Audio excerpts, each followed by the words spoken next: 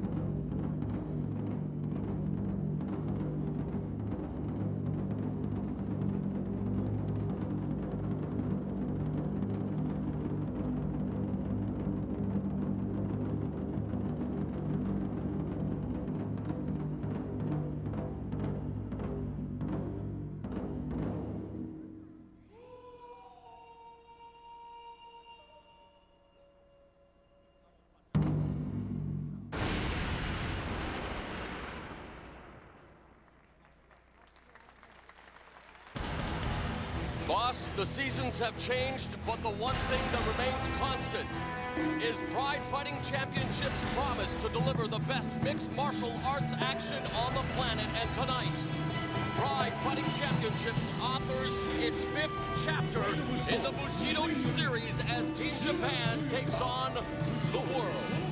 Wow, and what a show it is promising to be. A lot of good fighters. The return of Igor Vovchanchyn, I want to see that one. Here we got the announcement of the fighters. Yes, the parade of fighters is about to begin.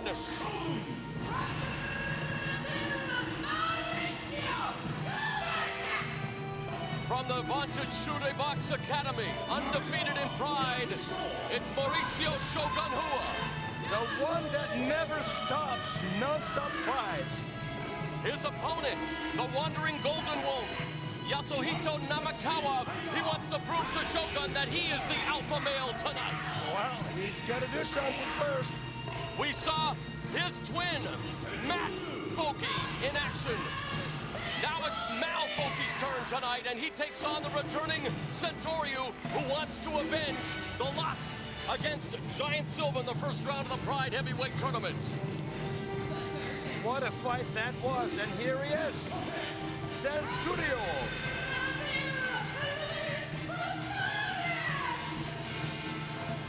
Luis Buscape Firmino is back, and he looked pretty good in his debut as he submitted Hirooki Abe. He takes on another Japanese fighter wanting to prove his worth, Masakazu Imanari.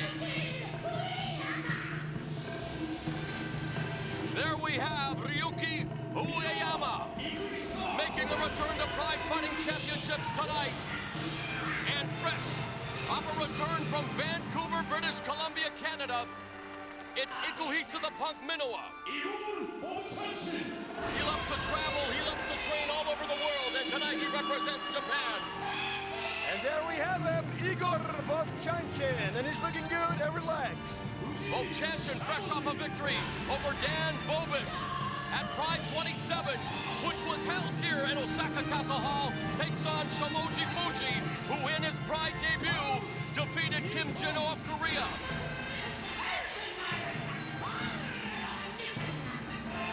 A man with lots to prove now at a crossroads in his career, having moved up in weight. Carlos the Ronin Newton, one of the most popular fighters in Japan from around the world. He'll take on Ryo Chonan, who gave Ricardo Almeida all he could handle before losing in his Pride debut. Boss, this guy comes to Pride with all kinds of credentials. Another member of the Gracie family, Crosley Gracie. Yeah, I saw the footage of the Bushido, and he is great. Great fighter. His opponent, Hayato Sakurai, submitted Brady Fink at Bushido 4.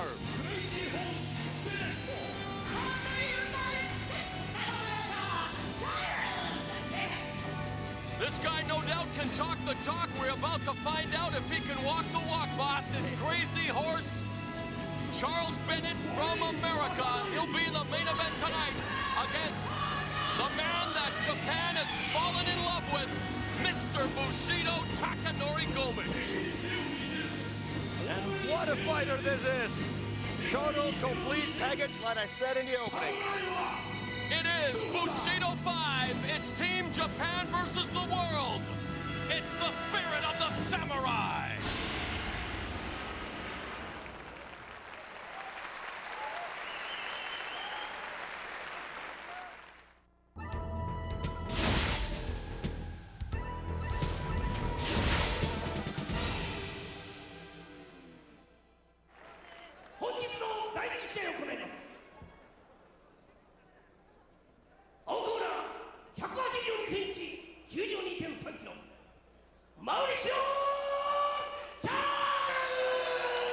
Shogun Hua is 22, 5'10", 205 pounds with a record of 2-0 in Pride Fighting Championships.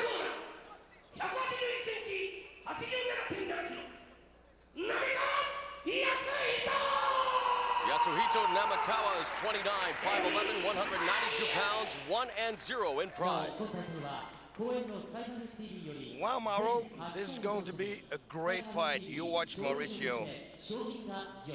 Tremendous way to kick off Bushido 5 here with Mauricio Shogun returning to Pride Fighting Championships in Namakwa, coming off a victory over Edegis Valavijus with the guillotine choke at Bushido 2, avenging a loss to Valavijus at a rings event in 2001. Of course, Shogun, also undefeated in Pride at 2-0, made his debut in October of 2003 at the initial Bushido event, coming off with a flying knee to kick off the matchup, boss. And that was a good knee to the solar plexus there, and he will not stop.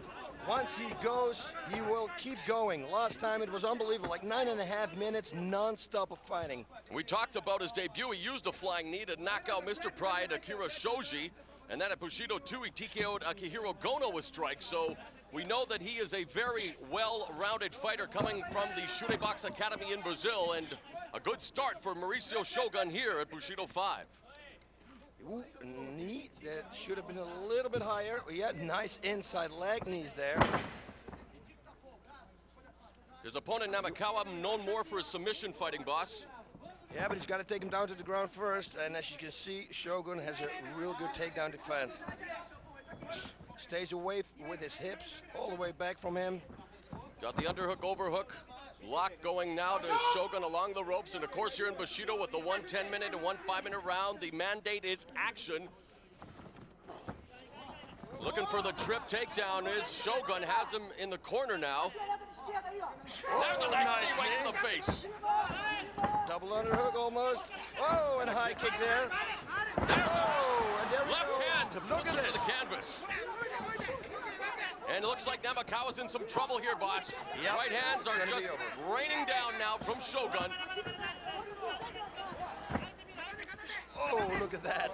That is a patented After shoot box kick. Yep. There, look at After this. Vanderlei Silva, Yep. his stablemate, and Shogun looking very effective here in the early going of round number 1. And he definitely has focused on weightlifting and conditioning, doing a lot of swimming, always in great shape, but he looks to be in the best shape that we've ever seen him here in Pride Fighting Championships, boss. Now he's got his back.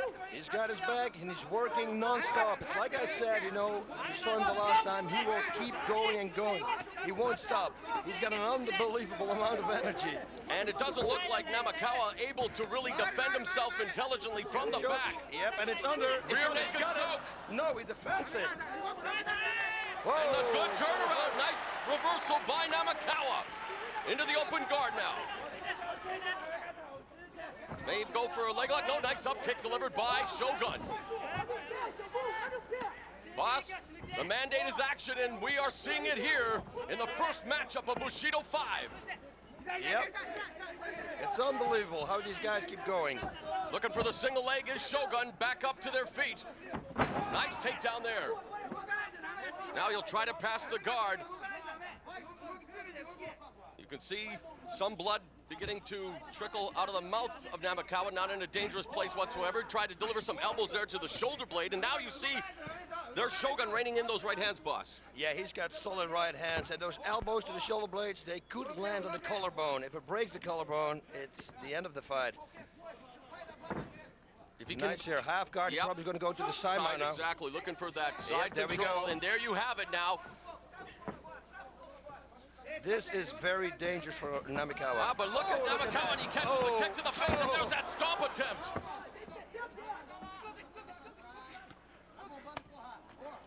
Shogun continues to stalk his opponent. He is all over Namakwa and continues to just rain in those strikes. Namakwa, give him full credit though, trying to stay alive, and how much more can he sustain here, as it's been a Brazilian onslaught courtesy of Shogun, and it looks like for a minute there he had his foot, boss, from underneath. Yeah, but all the shootbox guys, they are so good in escaping leg locks. Look at this. It looks like almost he doesn't want to fight now anymore because this is going to be over. He's getting so much punishment. Look at this. Now he's striking him from underneath the armpit. There's Shogun quickly glancing over at the referee, Yuji Shimada, wondering how much more of this barrage he's going to allow. Now he's got full mount. Yep, not good. Not good for Namakwa. But And now he's Namakwa got the has choke. it, and there it Got is. it under. Full rear naked choke here. No, he's got the and arm he in releases between. it. Yeah, you know he has only one leg. He should have both legs around him. Didn't get the full hooks in there.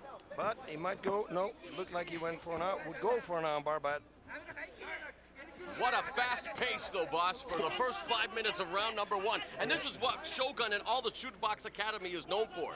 We saw this against Akihiro Gono, and there's another soccer kick to the head, a stomp to the face, and how much more is Namakwa going to take? oh, nice aiming there.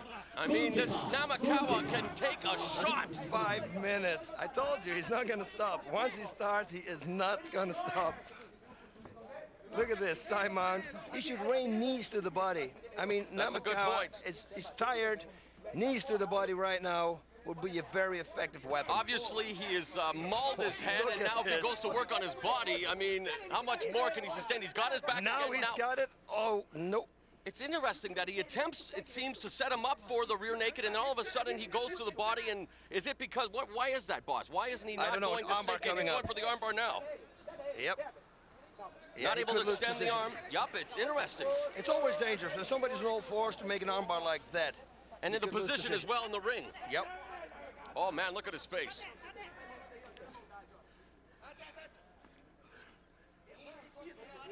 Namakwa's kick going to be comes. forced to Oh, put his my God. modeling career on hold after this matchup, boss. I mean, Shogun just absolutely destroying him.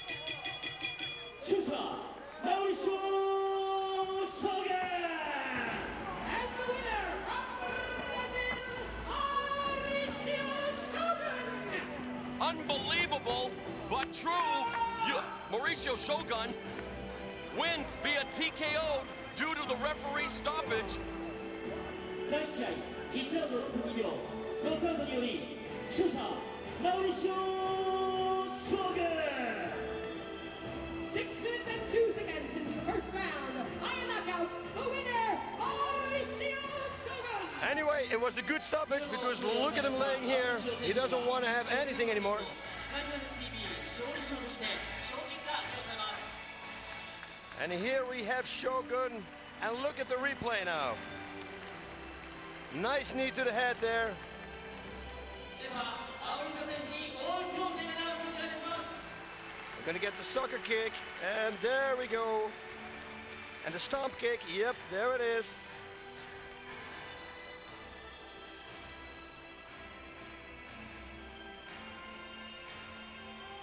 And look how he escaped that leg, you know.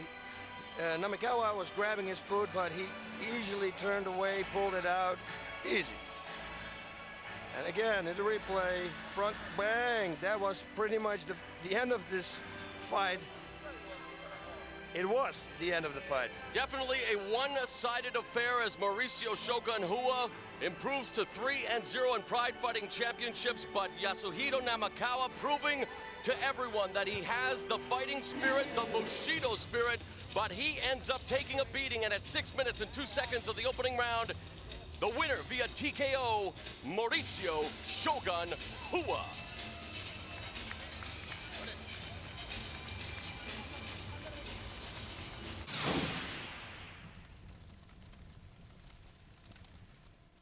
Hello everybody, I'm here backstage with Santoro. Santoro, how are you doing? I'm fine, how are you?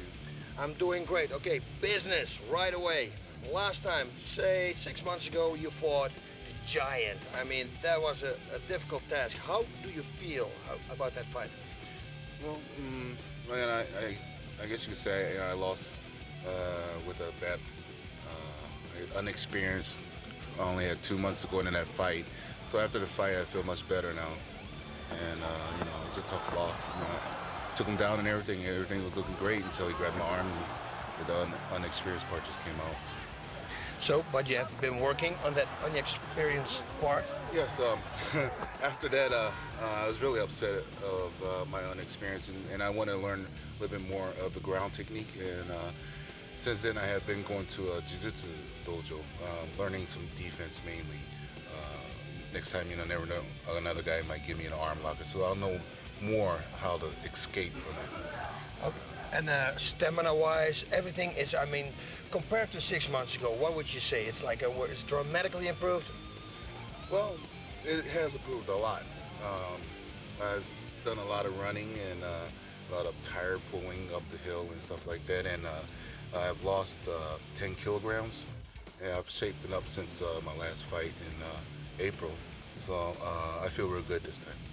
Perfect. That is for the people at home. It's 22 pounds. That's a lot of pounds, by the way. Now, tonight, the fight of the night. I mean, your opponent is the same height as you. What do you think is going to happen? It's going to be a pounding fight, I believe. From what I've heard, he's not much of a ground technique guy, so I'm not either. So just going to go at it, and it'll be a good fight. It's going to be a brawl, or do you think you will take it to the ground like you did with the Giant?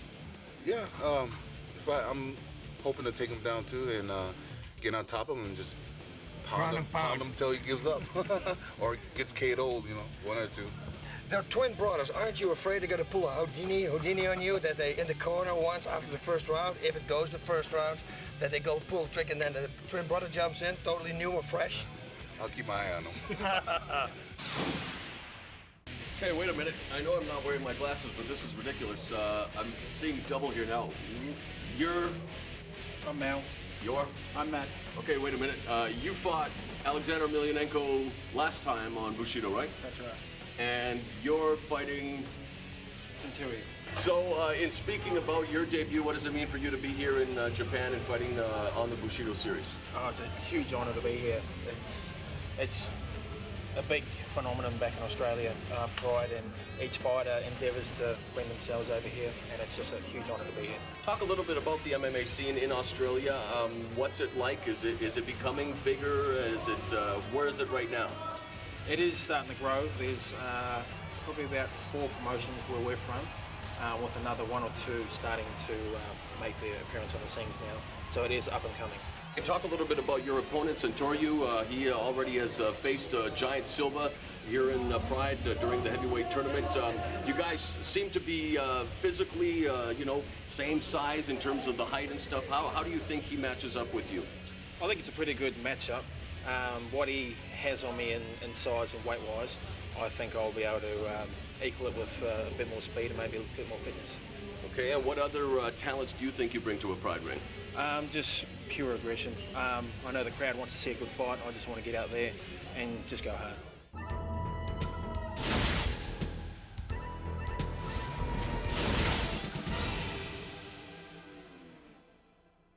And now for the second match.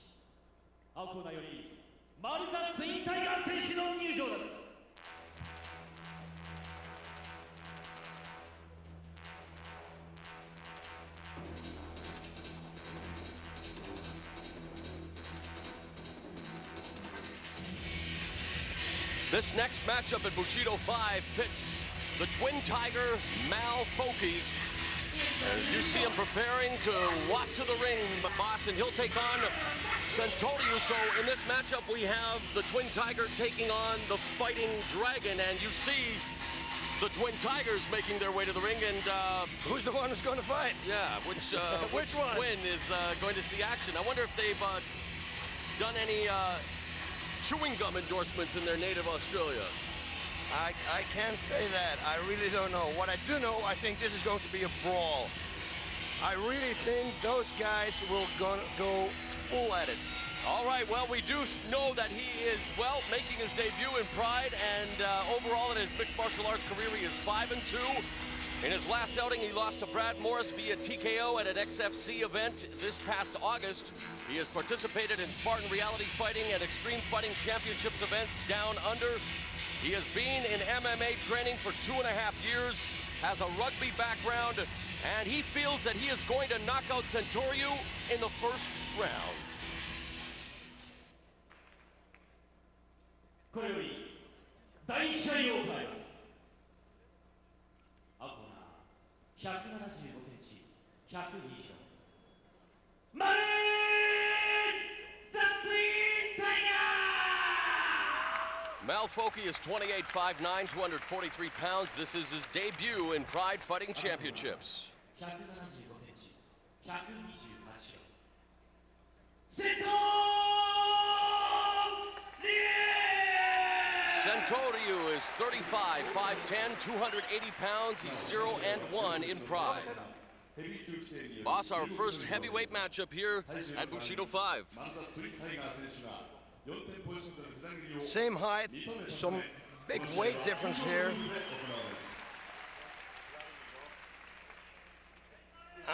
I'm guessing this is going to be a brawl. Like I said before, you watch. And because of the weight difference, they have agreed, though, to the 4-point attack on the ground. Santoro, in fact, has lost 10 kilograms since we last saw him in his debut against Giant Silva in the first round of the Pride Heavyweight Tournament. He's lost some weight, now weighing 280 pounds, catches Foli with the right hand off the bat, and they're engaging here, boss. I told you, it's going to be a brawl. Look, it's going to be a stand-up war, this. And we see that Santoro with that weight knocked him down, and look at him, the hammer strikes, it's over! Santoro has definitely used that weight advantage, and boy, he said that he felt a lot better losing that weight, more agile, more energy, more power, and he makes short work of the twin tiger Foli, who at, 21 seconds of the opening round goes down to defeat at the hands of the Fighting Dragon. You see, now that is easy money there, you know, you don't break a sweat, get some little kind of a workout. And then the $2 million, you know, it's always good money, $2 million bucks. Huh? What a interesting story for Santoro, of course, who was involved with sumo here in Japan for 15 years, achieved Makuuchi status, which is one level lower than supreme status of Yokozuna. Injuries precluded him from going further. He was born on an Air Force base in Japan. His mother is Japanese, father American, raised in St. Louis. Played high school football. There you see Kazushi Sakurai, trains at the Takata Dojo, and right now a very happy fellow, evening his record in pride at 1-1, and boss, 21 seconds worth of action. Let's go through it. Yep, he stands like a southpaw, but he's got a very strong right hand. Look at this. It is like he is right-handed, but stands like a southpaw. See? Very strong punching power there, very explosive. Look at this. We saw Foli attempt a knee up the middle, but got caught and was knocked out by Santoro, who now has the microphone. Whoa, look at that right hook. Yeah, I bet you he's right-handed.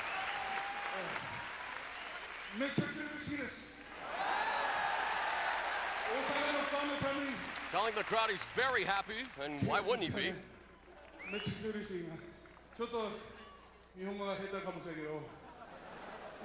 And he's telling the crowd here in Osaka that he knocked out his opponent for them.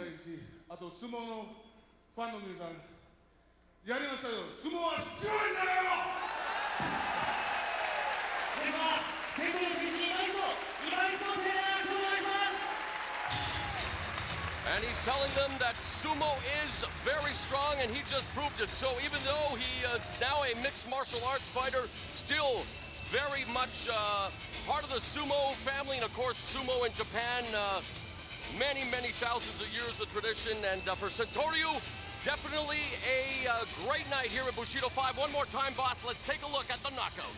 Yep, he's gonna come with the right hook. Whoa, yep, inside hand. Also interesting what Santoro told me after the interview. He said last time when he fought, it kind of, in sumo, they don't breathe. They go in one time because it's only 30 seconds or 1 minute. And he said he totally forgot to breathe last time. That's why you were running out of gas. Well, it's funny that you say they don't breathe, because tonight the Fighting Dragon was breathing fire at Bushido 5.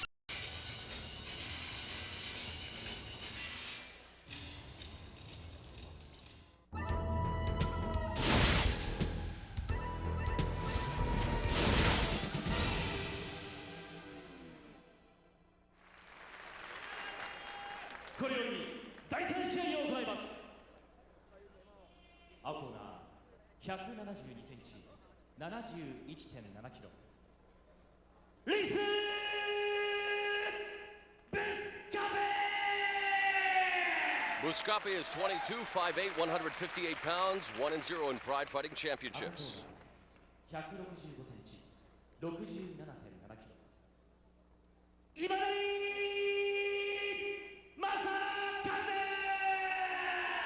Masakazu Imanari is 28'5'5", 148 pounds. This is his debut in Pride.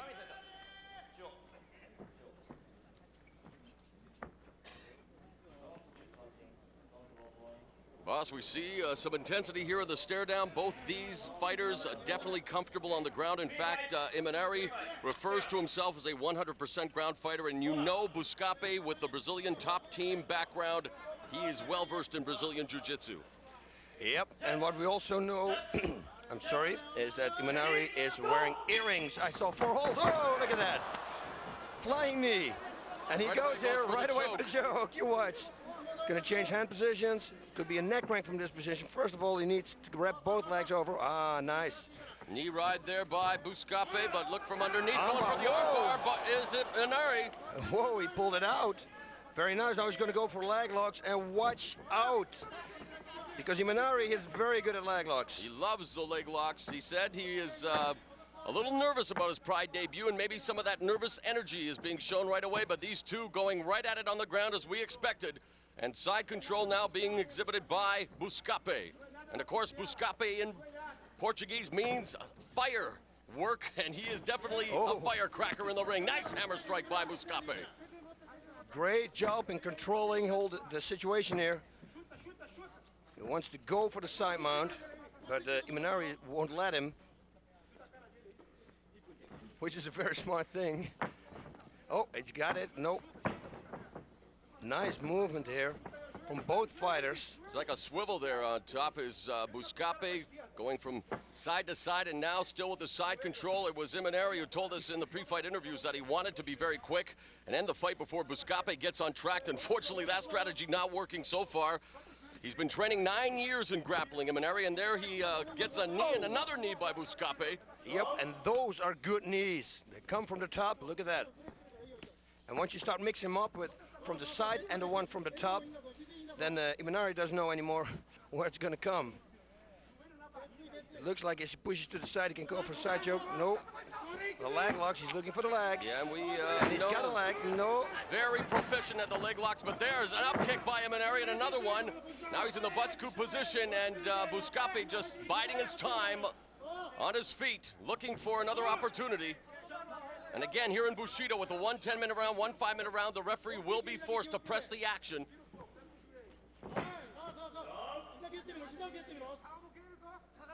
And don't forget, boss, as well in Bushido, there is the addition of the red cards, which are handed out at the discretion of the referees, and that's really just for the lack of action.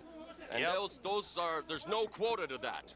You can hand out as many as you like, and it is also 10% of the purse. So the fighters want to keep sustained action, and that's what we've seen thus far here at Bushido 5 from the Osaka Castle Hall. So if you got 10, that means you have no money. You're not going to get, yeah, we talked about that actually on the trip over. Look at Buscape, beautiful side control here. He moves very, very fluid. Yes, that's the word. Oh, nice shots to the body here. Fluid movements and some devastating body shots, and we saw a devastating right hook in our previous fight that ended in 21 seconds with Santoro knocking out Foli. And if you want to see Pride Fighting Championships hardcore knockouts, then make sure you tune in. Pay-per-view December 10th. Pride Fighting Championships, best knockouts ever. It'll be on pay-per-view, and look at these body shots, boss. Those aren't just taps to the body. Those are some nasty right hands to the rib cage being delivered by Buscape. Yeah, but you know what he should do? He should make it hit with the wrist part of the bone, you know, the side of the hand, and hit it with that, like hammer wrist instead of hammer fist. Hey, nicely done. Hey, there you go. We got a patent it. Look at this choke. He's got a choke on him. He must be working with no gear again. Yeah. Look what this is. Yep, he's got the same move on him. He's got to move to the front, though. Whoa, look nicely done by him, but there's a hammer strike, and he's got to be careful exposing his head, but my goodness. Another great battle here between Buscape and Imanari at Bushido 5.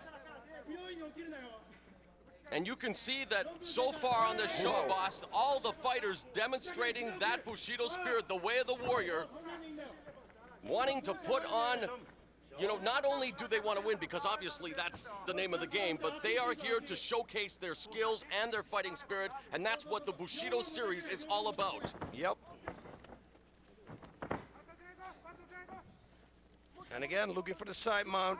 And what should Imanari be doing right now from his position here, boss? Because he's allowing Buscape to get the side mount here.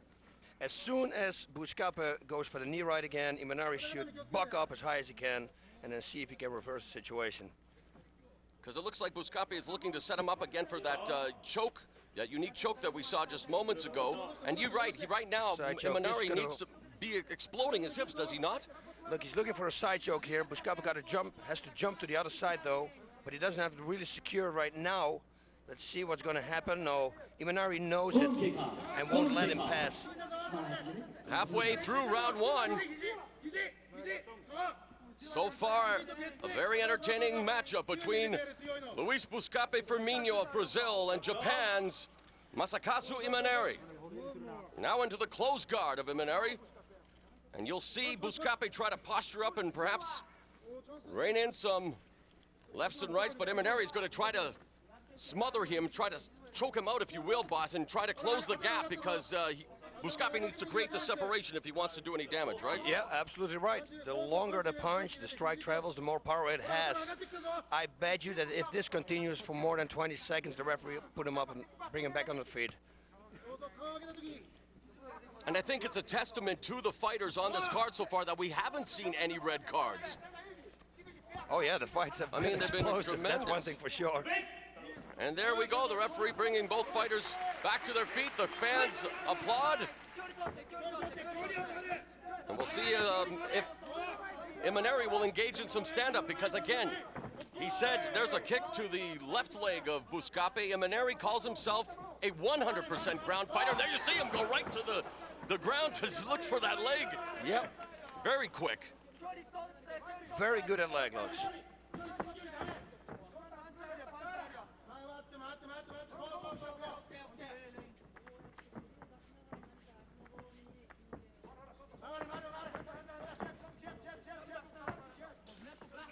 Again, while these two circle each other, you see Imanari again trying to attack the legs of Buscape. Don't forget, for all the news regarding the best MMA organization in the world, Pride Fighting Championships, for DVD ordering information, as you see Buscape back into the closed guard now, make sure you log on to pridefc.com for information on your favorite fighters' upcoming events. And of course, to order previous DVDs, it's all at pridefc.com. And of course, coming up on December 10th, it's Pride Fighting Championships Hardcore Knockouts. I know, boss, you and I are both looking forward to being a part of that production. It's going to be a doozy. Oh, yeah.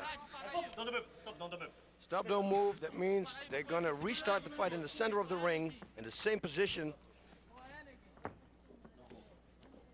That's for the people who never saw a Pride or Bushido fight before. And I know there are nice body shots some here. great body shots, and I know people are still discovering the Bushido series, and we appreciate those of you that are tuning in tonight and giving the lightweight fighters and those that are trying to prove that they do belong on Pride's big events an opportunity here, because you're seeing some of the best fighters, the hungriest fighters on the planet, show their stuff here at Osaka Castle Hall, and Buscape and Imanari. And a bit of a war of attrition here, boss, in the later stages of round one, and there you see Buscape go right at top of Imanari. Both of them had a little bit of a strategy in mind there. Wow. Yeah, Luis Buscape just stood up and he said, okay, get on your feet. You know, he wanted the fight on his feet. And you know that Imanari is really not going to take that bait because he is very comfortable in the position they find themselves in right now. Yeah, I know, but hey, once he opens his guard, just like he did in the last, 30 seconds ago, then it's back on their feet. Buscape should really try to do some more damage here. Go to the side mount and then start raining knees instead of the knee right, I guess. The punches are good. They're good, solid punches. I think once they hit, you see the guards open now. Oh, closed again. Buscape was 15 when he started training jiu-jitsu. He's now 22, and of course, with Brazilian top team, one of the top teams in the world, Imanari, of course, at the age of 28, he's been training 9 years in grappling. And they, again, like you say, boss, good point. Buscape wants to bring it to the feet, and here we go. Last minute of round number one. And it looks like Imanari's on his bicycle now, boss. Yeah, that's the running away technique. And he's going for the single. No, he's back on his back here, and he's in a precarious position because you have the knee ride, and Buscape could be reining in those right hands here if he creates separation. Yeah, but you know, to escape a knee ride, it's so easy. You buck up, and your opponent will lose the whole position here. He's going for the side choke again. Into the full Let me mount. see if he's got it. He can have it here. I don't know. Yes, he might have it. He's along the ropes here is Imanari, and you're right. I mean, He's got to jump to this side. But he looks like he's running a real estate if he does. No, he doesn't have it. It's next to his ear.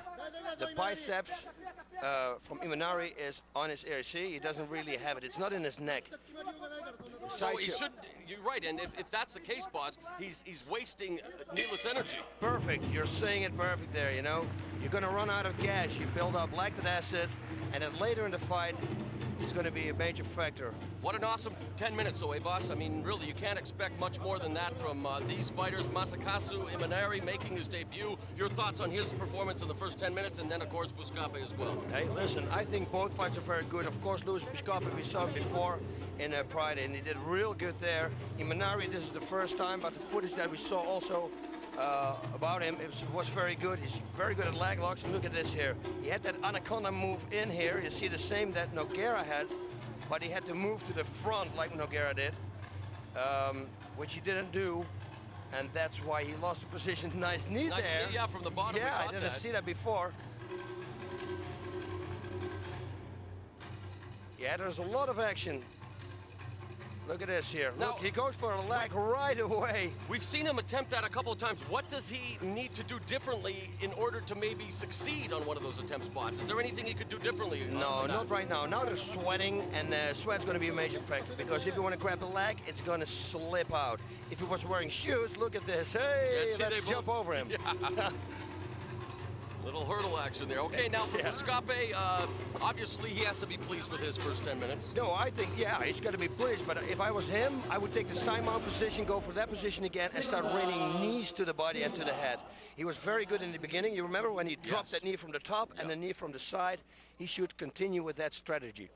All right, we're into the final round, the final 5 minutes, and let's hope it's just as exciting as the first 10 minutes was. It's Luis Buscape and Imanari again trying to go back to the same well. It was dry in the first round, and still, whoa, there he is now, finally snatches the leg, pulls him in, and he's looking for that leg lock, but Buscape, again, like you say, boss, the perspiration and the sweat, and Imanari is going to have to go back to the drawing board because it's not working right now. Here we go again.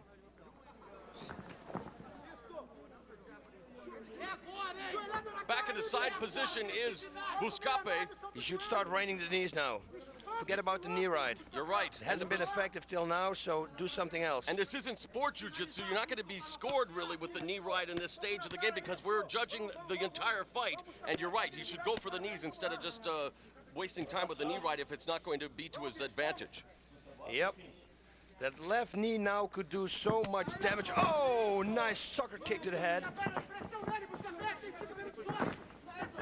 Nice leg to the inside kick, a nice kick to the inside of Buscape's right thigh.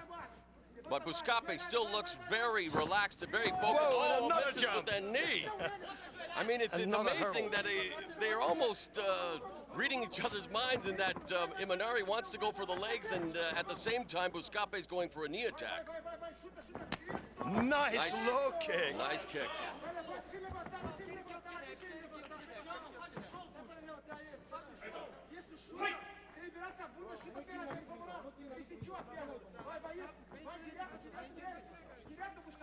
Yep. Whoa, another nice right low kick here.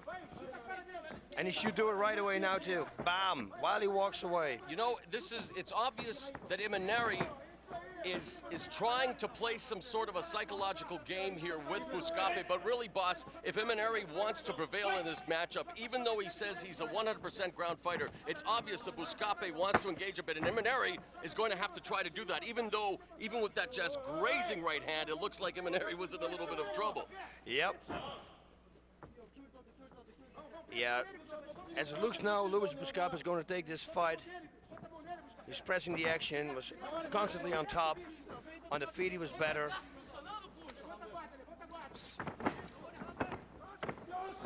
look at this. He's got a leg. He has a leg. Now let's see what he can do. Oh, a nice heel strike. Oh, Buscape could do a toe hold now on that foot here, on his right foot. He's got inverted, pull with push with the hand, and pull the toes to him and pull the heel up. So actually push the toes down and pull the heel up. That will be the finish of the move. This is a heel hook right here for Imanari, but it's very Great difficult. escape by Buscape. Yeah, the corkscrew out escape is what I call it. Turn with the move and pull it out. Into the final 2 minutes. And again, Imanari just goes right to the ground, pulls Buscape into his closed guard. But Imanari needs to turn it up a notch offensively here because, like you said, boss, it's Buscape's bout to lose, even though Imanari has been successful with the defensive aspect. But this is not about defense. You are looking to fight to finish here in Bushido, and that's what he needs to do. And look at the hammer strikes now by Buscape. Yeah, it's looking very good for Buscape here. But even Buscape, he wants to send a message to the promoters. He wants to send a message to the fans. He wants to either knock out or submit Imanari, and that's what we're going to probably see from him in the final minute and a half. Yeah, I think so too. I think he's going to unload, or the referee's going to put him back on their feet. Because in this situation, not a lot can really happen. Last 1 minute. 1 minute left in the last round. You can see that Imanari's still looking to maybe go for an arm bar. He's tried the arm bars, he's tried leg locks, but it's been Buscape who's done the most damage, and it looks like Buscape has definitely had the upper hand, but there's some heel strikes now to the side of the body of Buscape. It's been a great fight. And we are into the final few seconds here now, less than 30 seconds remaining. In this matchup between Brazil's Luis Buscape and Japan's Masakazu Imanari.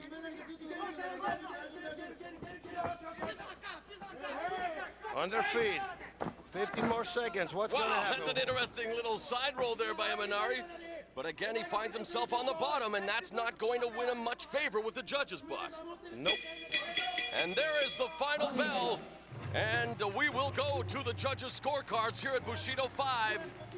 Another entertaining matchup between that man, Japan's Imanari, and Brazil's Buscape. And boss, we do have, of course, the judges' criteria, and we will call you Judge El Guapo here. And the first criteria, the effort to finish the fight by KO or submission. First of all, let's go through the replay. There you go. He's trying to finish the fight right there. So that goes to Buscape. Damaging your opponent. Also Buscape, I would say. Standing combinations and ground control, obviously. Yep, Buscape. Takedown and defense.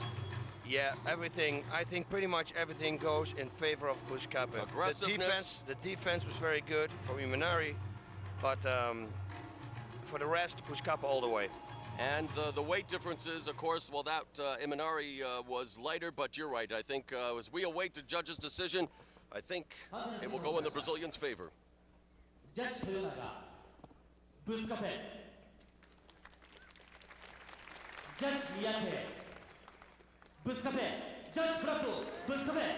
Yute, Shosha. No surprise, really a well-earned victory. Unanimous decision for Luis Buscape. By unanimous technical, the winner. As he improves to 2-0 here in Pride Fighting Championships. An entertaining display of his skills, and for Masakazu Imanari, maybe he needs to work a little bit on his stand-up, and who knows, maybe we'll see him again here in Pride Bushido, because obviously, you know, he's definitely got the heart and the fighting spirit, but he needs to work on that stand-up game, I think, if he wants to become a complete fighter and earn another shot here in Pride. Listen, everybody knows in the Pride Fighting Championship, Bushido, everywhere, you need to know both. One thing is not gonna make you a star. Everything, punching, kicking, takedowns, takedown defense, grappling, submissions, and then you need the heart and you need the stamina for it.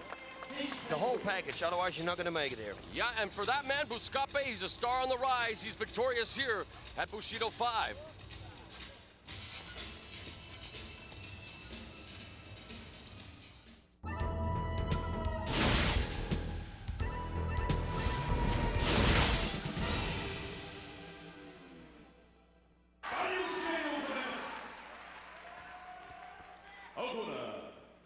81cm、77.6 キロ、上山隆起。 Ryuki Oyama is 28, 5'11", 178 pounds, 0-1 in Pride Fighting Championships. 75cm、85.8 キロ、Minowa Ikuisa Minowa is 28, 5'9", 187 pounds, 2-3 in Pride. Boss, there's an underlying storyline in this matchup here at Bushido 5, and that the deep champion, that man, Oyama, is of course one of the prize fighters of the U-File camp, which is run by Kyushi Tamura, and Tamura beat Minowa in deep a few years ago, so it's going to be interesting here. Minowa and Oyama definitely, well, there's respect as perhaps fighters, but not maybe as human beings, so this could be a bit of a grudge match here at Bushido 5. And that's exactly what we want to see. Action. Knee to the body. And you may have noticed that Oyama went to touch gloves as the fight started, and Minowa didn't want to have anything to do with that.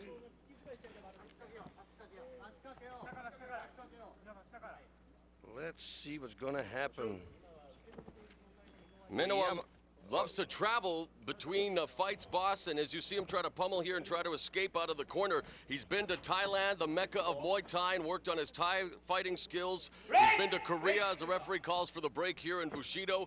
And just recently came back from my neck of the woods, boss, Vancouver, British Columbia, working with a friend of mine, one of the top MMA fighters in Canada, Dennis Kang, working on his all-around game. So Minowa definitely loves to travel the globe. And speaking of which, here, it's Team Japan versus the world. So it's an all-Japan matchup in this one between Oyama and Minowa. And there's a nice strike right through the guard.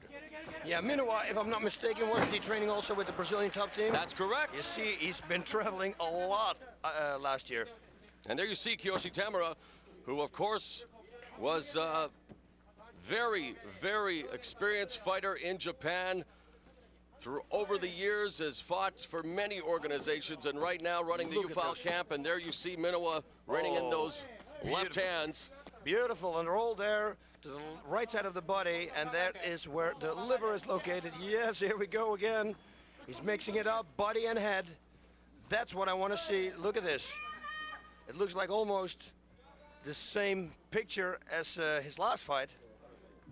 Well, yeah, at his last fight, Bushido 4, he stopped Kenichi Yamamoto with a series of punches to record the TKO win. Meanwhile, Oyama's Pride debut was at Bushido 2, and he lost a unanimous decision to American Sean Shirk.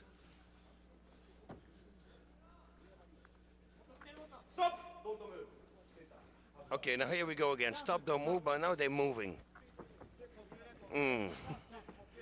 Moving to the center of the ring. And that's where they will restart in the same position. Now, Oyama, the boss, is a fighter who's known to fight with a lot of heart. Gets beaten down, but keeps coming back. And as a guy who's known for having improved his ground game in the last couple of years, he won the Deep 5 tournament, winning 2 of his 3 belts by submission. Current Deep champion, and right now, though, he's getting beaten down by Minowa from the bottom. There you see another nice right hand to the side of the head. Yeah, Minowa is working on his striking because he has more power in his strikes than he had last time, even though he finished the fight with strikes last time, but I think there are more power. Look at those. And you know, Minowa is one of these Japanese fighters that gets it, boss. He knows that when it comes to being a Pride fighter, he concentrates on being as much of an entertainer for the crowd as being the fighter. And that's really what Bushido's mandate is all about. And of course, we've talked about it many times. You fight to finish, not just to survive. And that's, you know, with the 1 10-minute round, 1 5-minute round, we want to see the fighters fight full power. And we have 3 minutes elapsed here. And look at Minowa. He's been going at it and continues to battle from the top, looking to pass the guard. Yep. No, I think we got 7 minutes left, actually. No, 3 minutes gone. Yeah, 3 minutes gone. Yeah, okay, yeah, good. Sorry. Yeah. That's okay. That's you don't have to I'm learning to count. And they're stopping it again, and maybe, just maybe, here in this bout, we may see, oh, they're going to bring him back to the position, but I thought that we may soon see some of the red cards that are the No, Bushido thing, but he's going to move him back to center position. yeah, and he's right. I mean, Minowa is hitting hard. I mean, he's doing something to improve his the fight. He wants right, to win. for sure for Minowa, but I'm thinking maybe for Oyama, who's finding himself in a less than formidable position right now, and he needs to get busy from the bottom and looking to escape. And there you see him trying to turn to the side, and he's met with a knee for his efforts.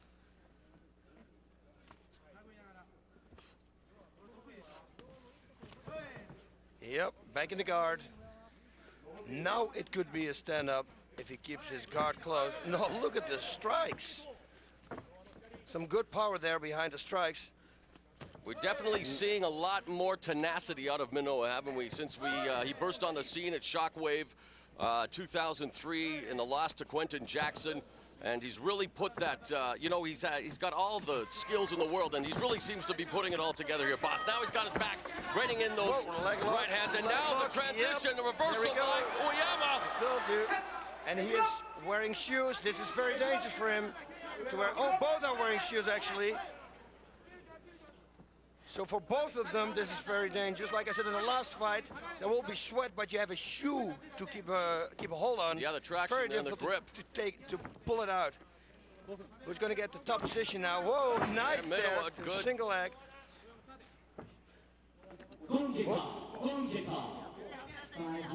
Oyama's talking to the ref about something wrong with his glove. Yep, you're all right. Yep, they're fixing it right there on the spot. And they will continue the fight. You see, this is what I like about the Pride Fighting Championships. You know, no stand-ups because something goes wrong. No, right. Keep them in the same position. There it Do is. not, you know, hurt the fighter who's dominant. In dominant position, correct. Now he's looking to, it's in the half guard now, but he'll try to pass.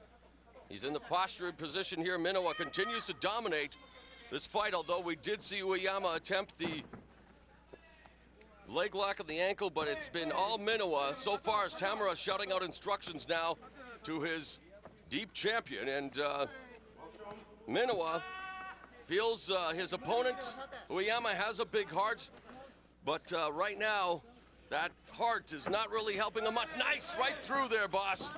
Yeah, and you know, coming from that distance, that has a lot of power. Yep. Straight through the defense.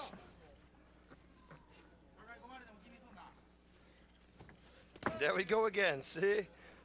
Into the final 4 minutes of this opening round. Whoa. He hit the canvas there. Got the leg right there. Standing up, but now back to the open guard. And goes again with his right to the face. And now there's Oyama getting busy from the bottom. Couple of hammer fists from the bottom to the face of Minowa. And now he gives him his back. And underneath the armpit, as you always recommend, boss, and he gets him with a few shots, but now north-south. He's gonna go for a choke, maybe. No, simple control. Nice knee. Very good. Smart move by Minowa. Whoa, Oh, he look at slips this. This could be a knee now. Along the ropes, and that's where Minowa is smart to bull rush him. He's got a guillotine here. Nice. He's got a guillotine. I don't know if it's around. If the arm is in between. It looks like he's able to Oh, pop he his popped head out. out. Yep.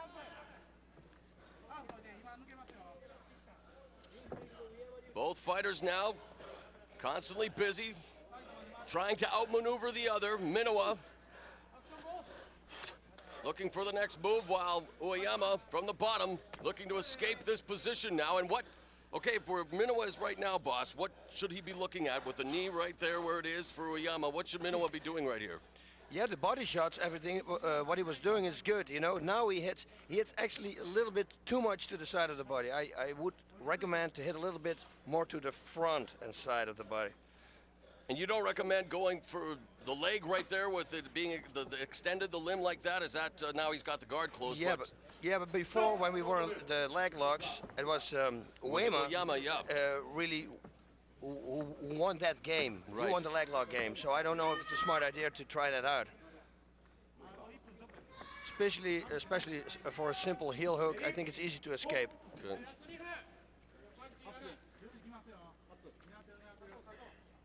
See the wide base there by Minowa. Yeah, putting all his weight on top of him. Nice shot there. Minowa outweighs Oyama by 9 pounds. Whoa, see? He's got some good striking power. Well, and Oyama does have a slight reach advantage as well over Minowa. Yeah, but it's not going to help him. But it's not helping him from this position because Minowa's been the one who's been in dominant position throughout. But there's a back escape, and now a reversal by Oyama, who finds himself in Minowa's guard. And now looking towards his corner, Tamura, for instructions, and a flurry Probably here. said, yeah, give him everything you got because you got like almost only 1 minute left, so just rain everything down that you have because you're behind on points. That's one thing for sure. You should really work hard. Bit of the butterfly guard, and there's Minowa trying to neutralize his right arm there, and they continue to maneuver and move, and it's the final 60 seconds now, and there's a couple of hammer strikes by Oyama, but now Minowa gonna try to maybe backdoor escape here, but Oyama continues to show good balance there, boss. He's got to try to, Minowa should try to throw him to the left now as hard as he can, explode up.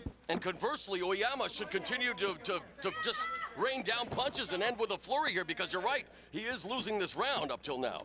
Yep. And now again, especially if Minowa now pushes himself away, creates some distance and start raining punches again. He's going to lose this round for sure. Yeah, in my book, he already has. In the half guard now, the open half guard, and Minowa again finds himself in familiar territory. There's a shot to the body now from the bottom, though Oyama just trying to pepper in those punches, maybe irritate Minowa a bit, try to get him off his game plan so he can try to escape, but really it's into the final few seconds, and there is the bell, and a great round for Ikuhisa Minowa, and for Oyama, he'll go to the corner, and maybe Kiyoshi Tamura has some sage advice for him because he's definitely going to have to turn things up if he wants to pull out the victory here, boss. Yeah, he needs a knockout or he needs a submission because Minowa, as we know, he won't stop fighting. He will keep going and going, so in order to win this fight, he was going to go for a replay, but he's going to need a submission or a knockout. You watch. Here we see Minowa, and watch his straight punches down. Whoa, that was a nice right there. Now get it underneath the armpit. Oh no, that was not this one. Look at this rolling around, leg lock. See, that could have been a knee bar right there, I thought. Should have brought the leg over to the, oh, he's actually look at inverted heel hook here. So actually he was winning the leg game. Hey, I didn't see that before. So he should have gone for a leg lock when you said it. Yeah, regardless, I was just thinking because of the positioning of the leg at the time that, you know, that's something that in Bushido with the lighter weights maybe we should see a little bit more, and especially the way that they train. And having said all of this now, boss, and what we saw with Minowa in his last fight with Hayato and Gracie, and prior to his victory at Bushido 4 against Yamamoto at Bushido 3, is he being penalized at times because he's unable to finish his opponents? Like, even though in this round what we just saw, he dominated and stuff, but now, like, what is his submission game like? Because we haven't really seen an ability to finish that in terms of submission. We've seen him stop Yamamoto with strikes as we begin the final round of 5 minutes. Like, now don't we have to see him attempt submissions here? Because look at this gamesmanship being played here. There's the right hand. He said, look to the right. He wrote something on his palm, and then Oyama was reading it, and while he was reading it, oh look, now it's, no, I thought he had a guillotine there. And to come back to that leg lock, he probably didn't try it because the first time when he had it, it didn't work. So he thought, you know what, let's not go for that and stand up. But how much can you spend, like even with the ground and pound, okay, wearing down your opponent, you spent the first 10 minutes, but now with only 5 minutes left, there he is, he's attempting. This is what they have to do right now. They have to play this submission game now. Oh, They're yeah. gonna have to go at it. They have to really go at it. Look at this, now he's going for a leg lock. There you see, this is exactly what we wanted to see. I'm impressed that they are doing what they're doing because in other past Bushido events, we haven't seen a lot of this in the final 5 minutes where they still are looking to just maybe go for the judge's decision. And these guys are cognizant of the fact that, hey, we have to go for a submission win. Yep, he's or a looking here knockout. for a reverse figure four. He's pulling it out. Yep, you're absolutely right, Mauro. He's looking in between his legs, so that means he might go for a knee bar again. Now he's getting his Now hooks he's not in. gonna yeah, but Oyama escaping the hooks is real easy. Never give your back. Oh. looking for the rear naked, but I don't think he has the position here whatsoever. And Minowa is going to just. He's looking for a leg to peel it off and now turn. And there's turns that looking to turn in. He should do the same thing again.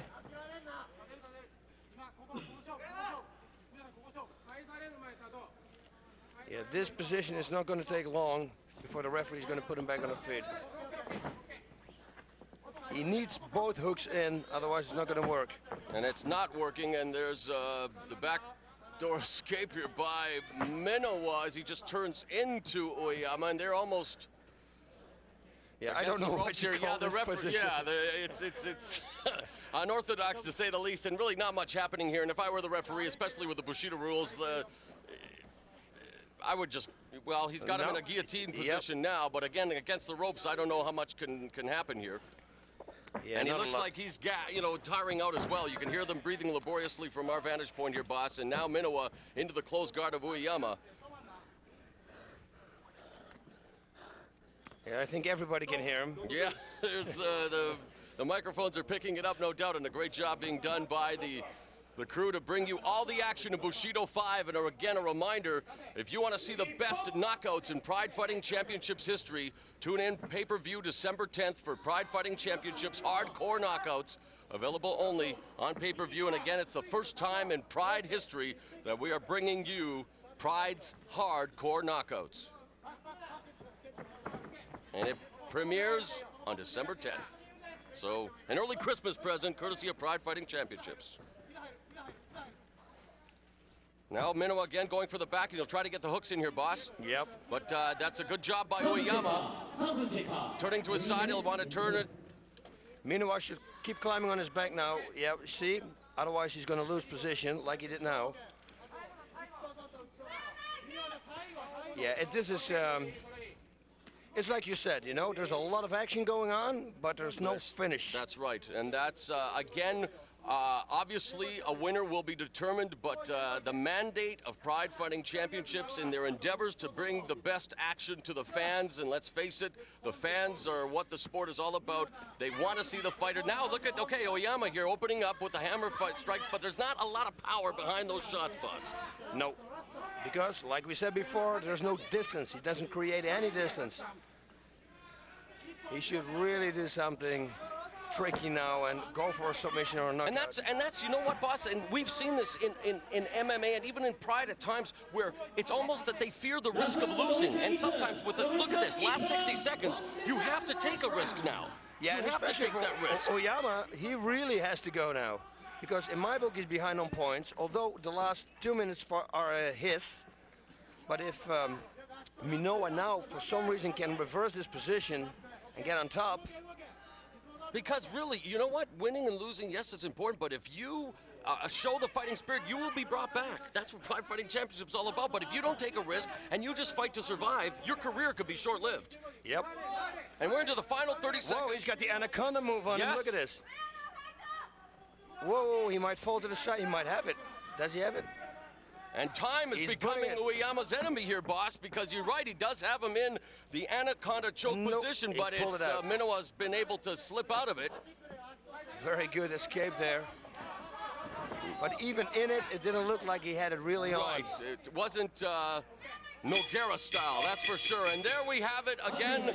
I mean, you can't really complain about their efforts, boss. Minowa and Oyama gave it, you know, they're all, but again, they needed to go for the finish more. They needed to do a little more in terms of submission attempts, but we'll go to the judges' cards, and boss, when we look at the criteria again, maybe a little more interesting here as we take a look at the replay. Go for it, boss, and tell us about this action. Well, he sets him up there, said, like you said, look at my left hand, and bang, comes over with the right.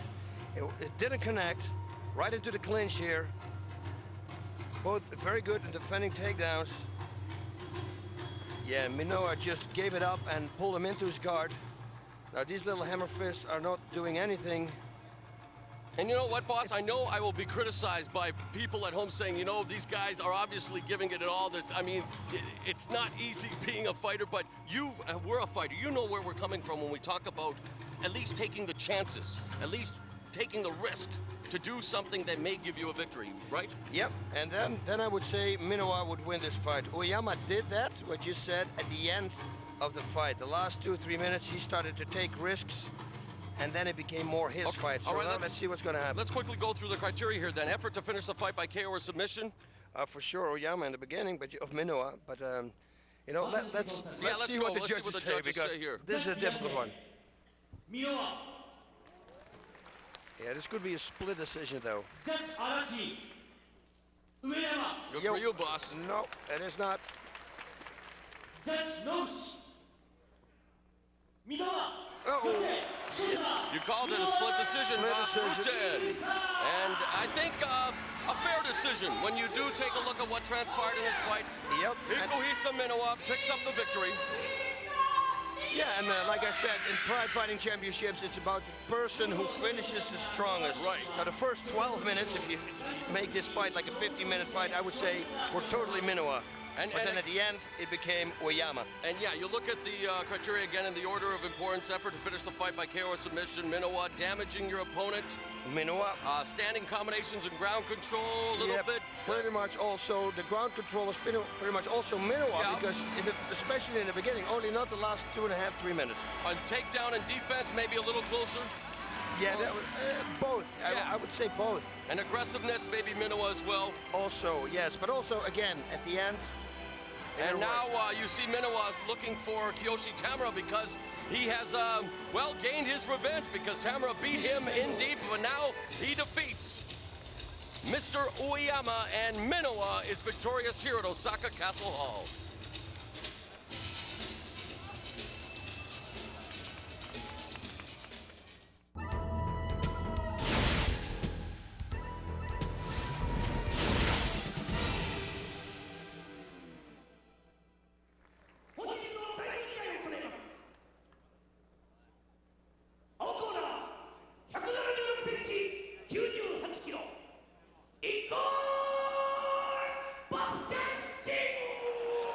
Igor Vovchanchyn is 31, 5'8", 235 pounds, 15, 5, 0, and 1 in Pride Fighting Championships.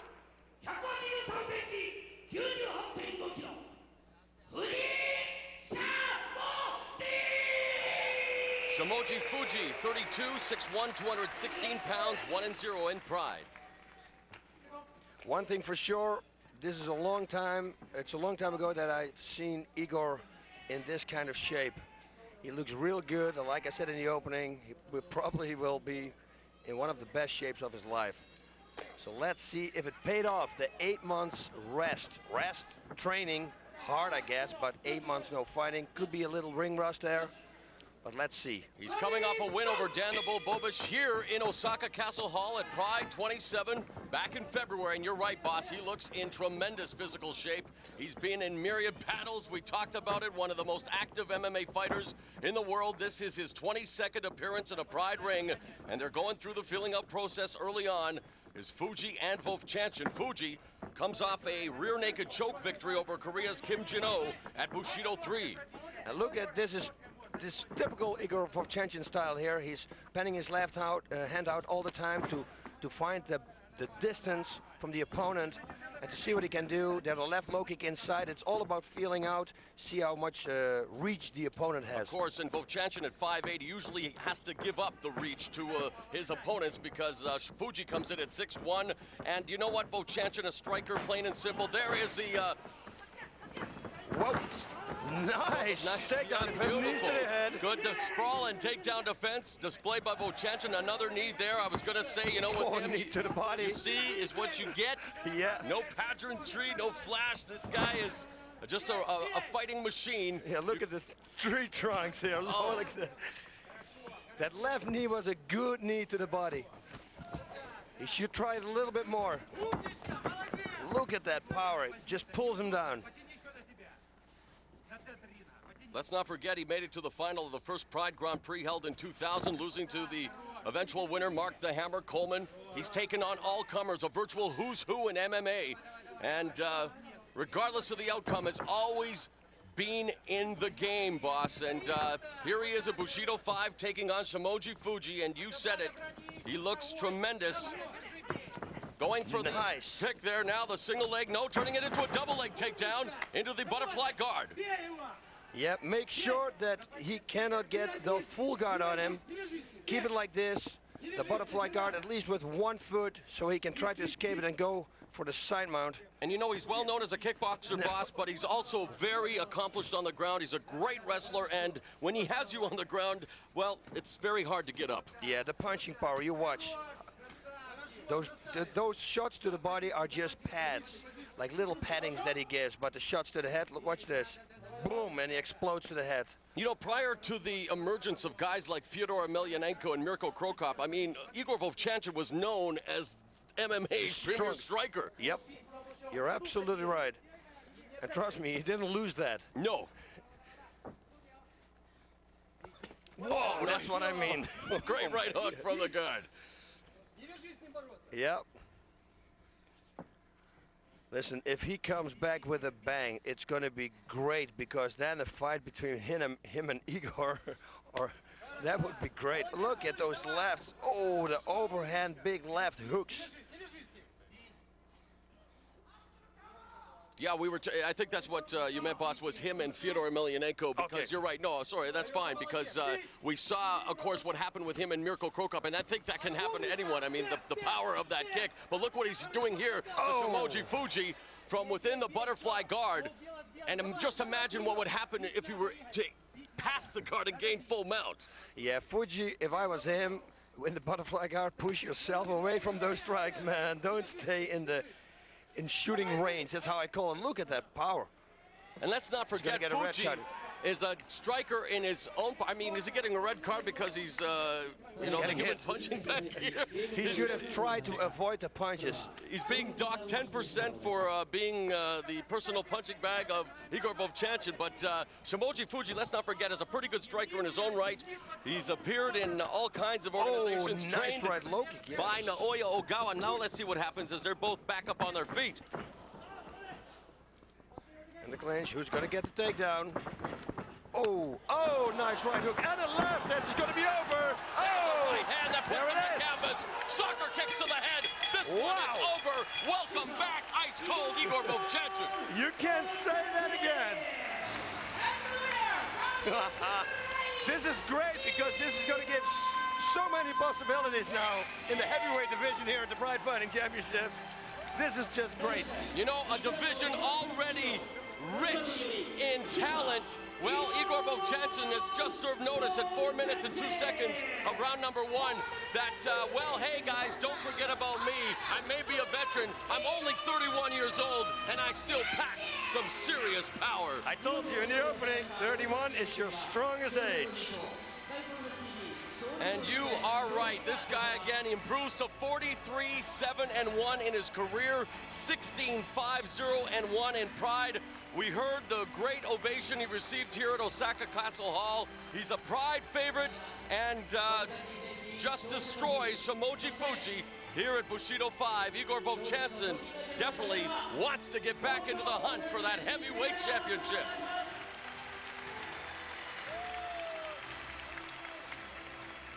Slow-mo, here we go, replay.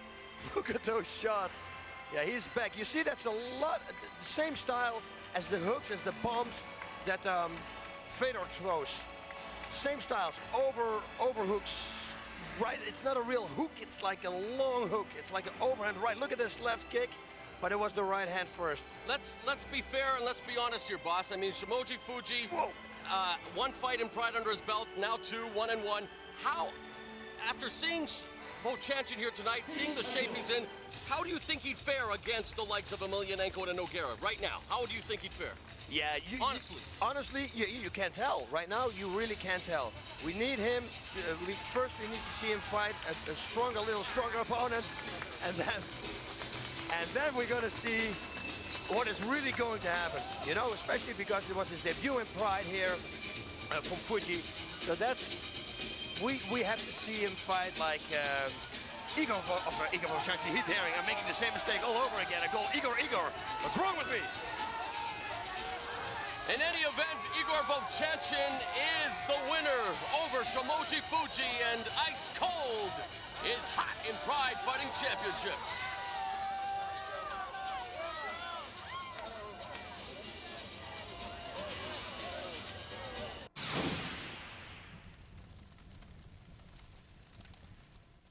Carlos, you're back in Japan, one of your favorite places on earth, and let's be frank, 2004 hasn't been the greatest year for you, both in the cage and in the ring, but we've had a chance to talk, and you say that you're refocused. Let's tell us a little bit about that. Yeah, just focusing on my new weight class. I've had some tough breaks, and I had a pretty raw decision in my last fight, and my previous fight before that just came to a realization that 170 is just not the weight class for me anymore. You know, it just takes a lot of energy on me to get to that weight. So I like to give the fans the best performance I could. You know, I've chosen a new weight class at 180 here in Pride. I'm gonna commit to it and, you know, put on the fireworks show. And you say you're comfortable at this new weight class. Talk a little bit more about that. How so? I mean, you're obviously in always tremendous shape, but what other advantages is this going to afford you? Much more alert. I think that's the most key element. Got the ability now to react sharp and quick. The moves come off clean, and it got a lot more endurance, which is very important. You know, cutting 15 pounds is pretty tough, man. So don't want to do it anymore. What about your opponent tonight, Ryo Chonan? He comes off a tough, hard-fought loss to Ricardo Almeida. He's known more as a striker. We talk about your stand-up skills that, of course, you're a very well-versed ground fighter, but we always hear about Carlos Newton's stand-up skills. You've never been really forced to use them. Could we see them tonight? It's a strong possibility. Chonan's the type of guy, he likes to dance. I'm a good dance partner, so we're going to do it. I'm pretty sure we are. I think my stand-up has come a long way, and just never had the right opponent to get the chance to show the world what I got.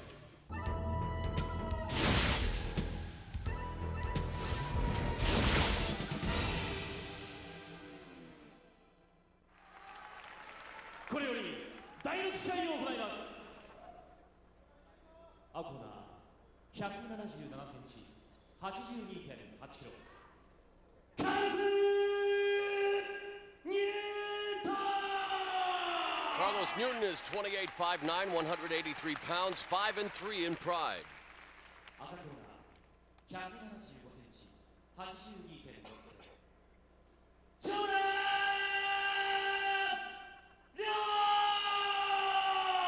Ryo Chonan is 28'5'9", 185 pounds, 1-0 in Pride Fighting Championships. He likes to crush his opponents. Oh no, that's okay. That's somebody else, huh? Chonan. Yes, this Chonan is Chonan the Barbarian. Chonan the Barbarian. There you go. Yeah, I thought I'd make a little. What about joke. Ronan the Barbarian? Ronan. Let's stop that right now, shall we? Okay, ladies and gentlemen, we are here at Bushido 5, Osaka Castle Hall. Mauro Ranallo along with Boss Rutan. And Carlos Newton, my friend, Boss, is made the move permanent now at 183 pounds, 185-pound weight class, takes down Ryo Chonan. We saw him against Daiju Takase make the move, and he feels that, well, the decision wasn't fair, but Takase took the victory at the Bushido event, and now these two will go to battle. Of course, Newton very comfortable on the ground, while Chonan known more for his striking. Yep. Carlos is looking for the full side mount. Full side mount, just side mount is good, boss. Nice, jumping over there to the other side. Look at him move. He moves like a cat. He's going to be locked in a leg lock now. And this is the way he lost his first fight. This is a toe hold right now. This could be trouble. Oh, nice shot. First appearance in Pride. He lost against Sakurai with a knee bar. Pride 3, and for many it was the best fight in Pride's early history. And again, if you're interested in seeing that fight, or any other of the great matchups in Pride's history, well, all you have to do is order the DVDs at pridefc.com. And Newton right now still looking to maneuver, and Chonan very busy from the bottom. We saw this in Chonan's debut as well, as he's going for the armbar from underneath here, boss. Yeah, even a triangle choke there also. Chonan in his debut against Ricardo the Big Dog Almeida, he lost the decision at Bushido 3, and Newton now with full mount, and now with some ground and pound from the Ronan Carlos Newton. Nice shots there. Nice reversal, but Newton can throw him to the right now. He has to do it now, though. He's got the arm trapped. We talked about Ricardo the Big Dog Almeida. That was his last competitive fight at Bushido 3, as he has since retired to focus on teaching and family life. And boss, I know that I speak for you as well when we wish the entire Almeida family nothing but the best. Ricardo, Look at nothing this. but a Going class for an act. armbar. And he is going for the armbar from the bottom. Plata now. You what? Yep, he's going to try for it, but it's not going to work. Chono's doing a great job in defending it. And we He's saw actually him a real do good this grappler. against Almeida. So from a defensive standpoint, we know that Chonan is able Armbar to coming. defend submissions. He's already pulling it out. You see, before the attempt comes, he's already pulling it out. But now, how well-versed is he in trying submissions of his own? Because, again, this is very reminiscent of the fight against Almeida, where he was able to defend the submissions, but, again, came up on the short end of the decision because he wasn't able to initialize a lot of his own. Yep. Just have to wait and see what's going to happen in this fight. And when you talk to him, he says he's not comfortable on the ground. He wants to keep this fight standing. So far, Newton is not allowing him to do so. Oh, Nice strike there by nice. Chonan. Yep. 3 minutes have elapsed. Right here, baby, right here. Breathe, Carly.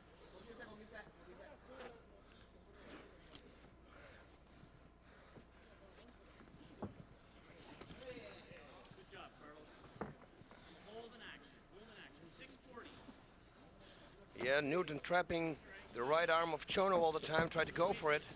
But Chono is pulling it out before he even can secure it by throwing his leg over the head. Nice up kick here.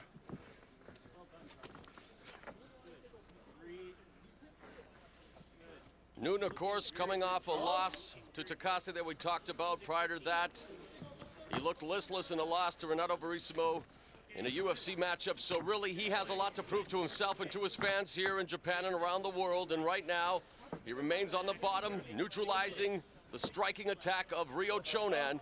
But again, this is Bushido. And the referee watching intently as there is Chonan again with some striking from the top, looking to pass the guard. Good striking power. Whoa. Newton already again opening his guard, looking for that armbar. And the fans might be interested to know that in the corner of Chonan, as he continues to now go to the body and upstairs as he has Newton in the corner now up to his feet is Chonan, and they're both to their feet, and he's met with a kick is Newton. Wow, Chonan looks really good here. Yep, kick and mixing it up with the leg punch combination down with the headlock and takes him down, and Newton was looking to sweep there, boss, but good balance and positioning by Chonan to maintain dominant position. And we talk about who's in the corner of Chonan, some familiar faces in Kazuhiro Nakamura and Dokkan Jonosuke Mishima. Wow, good corner right there.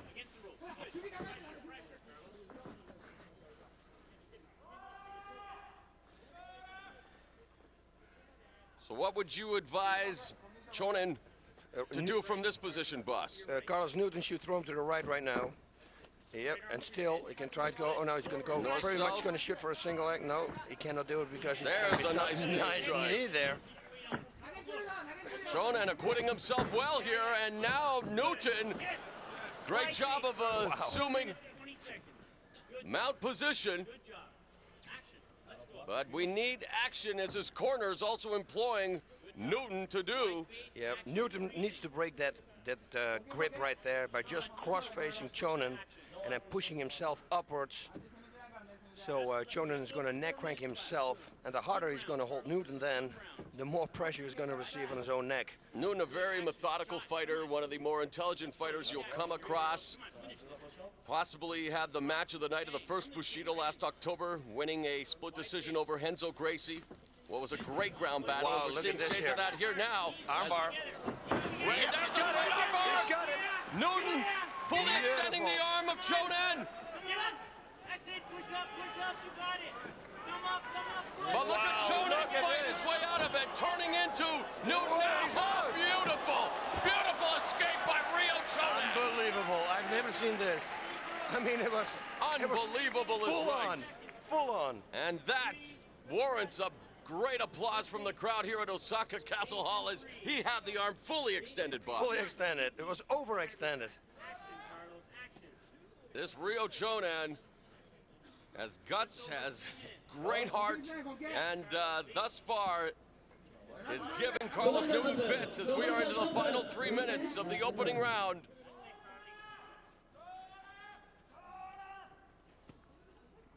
And again, there's, I don't know, not much intensity from Carlos Newton even when in dominant position, boss. No, he should push himself away, like I said before. No, And look, it's Chonan from the bottom, again turning the tables on Carlos Newton.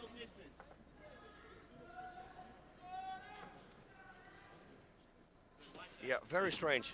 And you know, we can talk about Dick as he is on his feet now at wide base, trying to rain the strikes through the defense, and Newton lands one. You know, Newton, I know, is a busy man. He's continuing his studies at York University in Ontario, recently opened up a retirement home, is busy working at Baycrest Hospital in Toronto doing research. But I mean, if he's going to want to be a fighter in Pride Fighting Championships, he's got to focus on his training as well, because we are seeing, again, a repeat of a movie we've seen in his fight against Takase, and this is not the Ronin Carlos Newton that we are accustomed to seeing, boss. Yep, you're absolutely right, Mauro. They're going to restart it in the center of the ring, but yeah, you're right.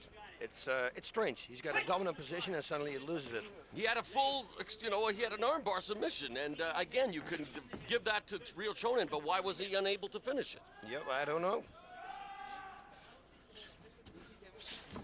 Now Chonan again from the guard, and look at him just rain down those right hands.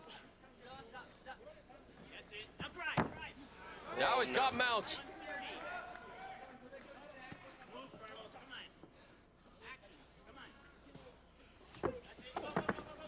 Nice. And now he's going to go for an armbar.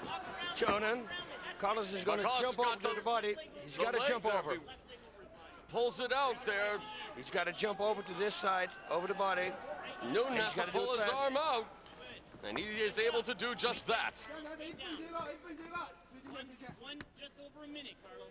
He should really go for it. We hear his corner say, just over 1 minute left.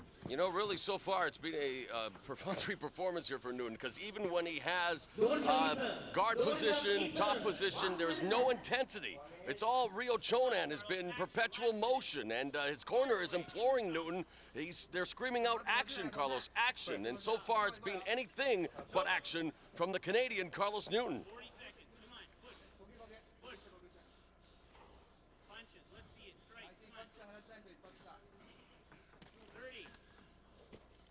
How do you explain this, boss?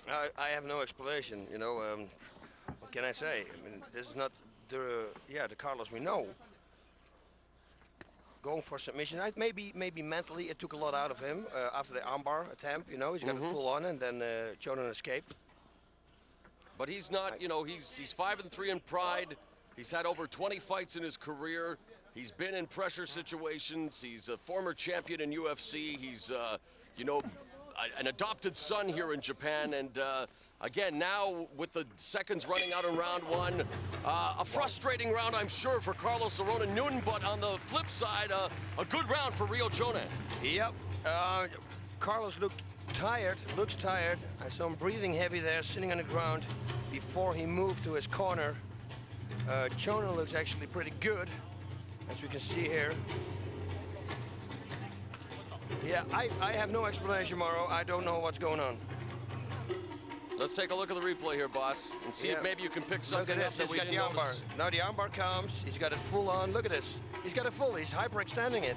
That's unbelievable. I mean, it's crazy. He's a Gomi, is Chonan. He should have. Oh my God. He should have bucked so high, and now he's going to get out. Watch what he, and the escape that Chonan does. I mean, that's not an escape you can find in my books. I mean, this is totally against the laws of nature. That's right. It goes against all the logic of MMA, but a great escape by Ryo Chonan. Look, and now he's doing the same thing on Carlos. Carlos should have jumped over his body here. Right. Gone to the other side, but he's able to power out in any event, pull the arm out. And in fact, it looked like Chonan almost knew that perhaps he wasn't going to be able to sink it in, and he almost looked like he said, okay, I'm not going to waste any more energy, and almost looked like he released it himself there for a moment. Yeah, he looks like he's fighting a real smart fight here as Ryo Chonan. Chonan's doing a great job. Carlos really got to do something now to win this fight.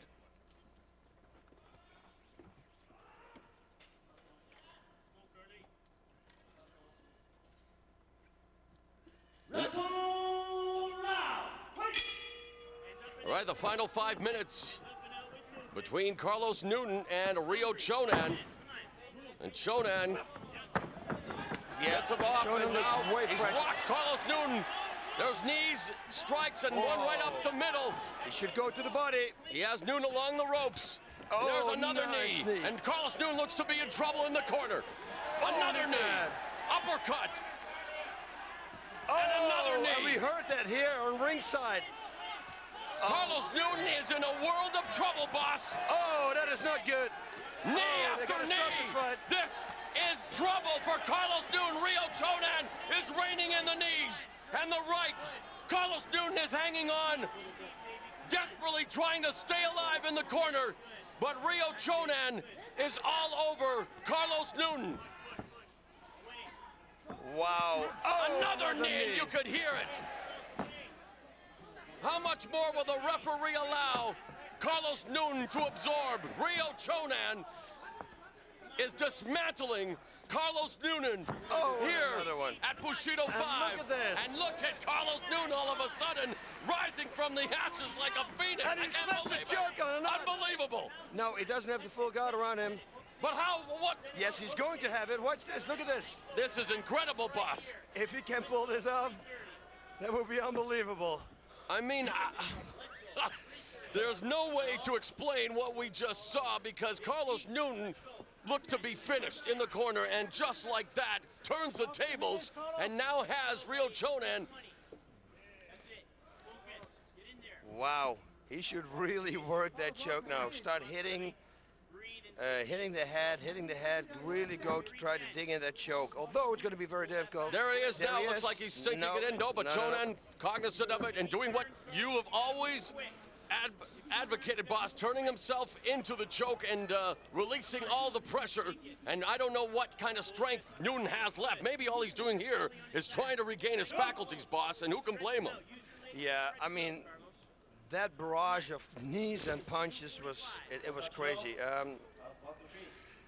And that's why Carlos Newton is considered a world-class fighter, and that's the action you can expect here at Pride Fighting Championships and Bushido 5, the way of the warrior, the samurai spirit alive and well.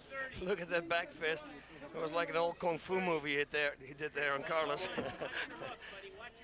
A tremendous sequence. We saw Ryo Chonan in the corner, and now Carlos Newton has stayed alive. Chonan now should put his right foot out close to his butt and then turn as fast as he can to the left, and then he's going to end up in the guard of Carlos Newton. Right. He's going to try the other way, which is very strange, but again, apparently he pulls it off. It's like, again, against all laws of nature, he's doing things and for some reason he pulls it off. It's crazy. But still, he have to do it. Right leg. An interesting shot there. That's the second back fist from the Kung Fu movie. Yep. And the fans here applaud a very entertaining couple of minutes here between Carlos Newton and Ryo Chonan. This could be trouble. Newton, each of them are getting the red card. Yeah, this is going to be dangerous. It's going to be a flying knee, I think, here. Do you think Newton's recovered, boss? You looked into his eyes. What's your take on this? He's got his guard up. There's a nice low leg kick delivered by Chonan. Next overhand right, and the knee. Newton again in trouble. A barrage of knees now. He's on it. He's rolling over now, trying desperately to find some sort of safety here, but Ryo Chonan has got Carlos Newton again in trouble. North-south position, knee strikes to the head. Now in side control, boss. Yeah, what can I say? It's totally Chonan right now. He's controlling the fight, dominating the fight.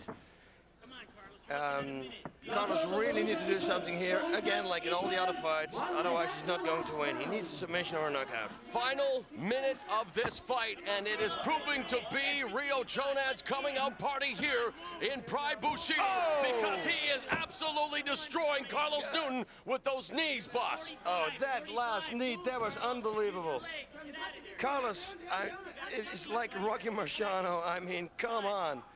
How many shots did he got? It's unbelievable the amount of punishment that he has absorbed in this fight. Final half minute now, full mount by Chonan, reigning in the strikes now. And look at Newton, he just wants to keep him close and hopefully avoid any more of the devastating punishment that he has been subjected to. And now he's done posturing again, boss. And now he's going for the armbar.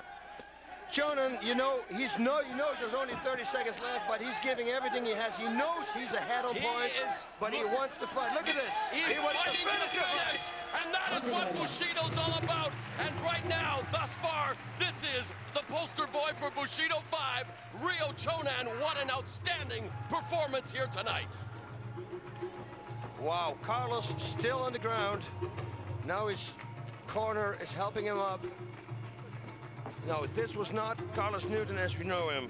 And really, if we take a look at the replay, boss, 2004 has not been Carlos Newton's year in the fight game. Look at this whole barrage of knees and kicks he's gonna get.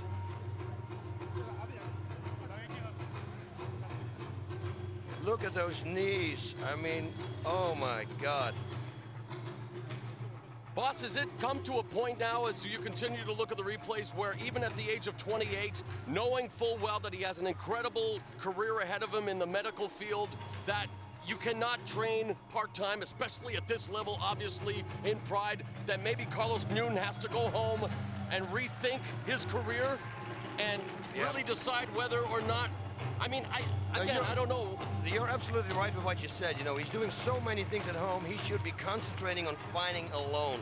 You know, 6 weeks before the fight, forget about everything else. Train 2 times a day, and that's about it. On the free days, take your rest. You know, go out, do something nice, relax. But don't have any other things on your mind, because that is going to break you, like you just see. Look at this. Let's take a look at this, boss. And here we go, the barrage again. The knees coming. Beautiful.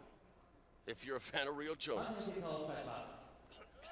Judge Brando, Chonan. Judge Miyake, Chonan. Judge Arashi, Chonan. Chonan. In scintillating fashion, Ryo Chonan earns the unanimous decision. And without a doubt, the biggest victory of his career. And you'd have to consider this an upset, boss, as he dismantles Carlos the Ronin Newton. Yep, an upset. An upset for sure. I mean, Chonan, he's on a roll right now. On a roll. This is his first victory after the last one, but I mean, he looked very dominant in this fight. Didn't stop, very well conditioned. All-round fighter, his punches, his knees, everything is good. Even his low kicks in the beginning of the match, very good. Yeah, something definitely was wrong with Carlos Newton. It looked like he gassed within 4 or 5 minutes. After that armbar attempt, like I said, you know, maybe he pulled all the strength out. Look at this. You know, he's one of the nicest guys in the sport, one of the most talented. He's had a tremendous career, and far be it from me to tell him what to do, but I think Carlos Newton definitely has to go home and rethink his future, because it's been an annus horribilis, to say the least. But Ryo Chonan, a tremendous fight tonight here at Bushido 5, and he's got the mic.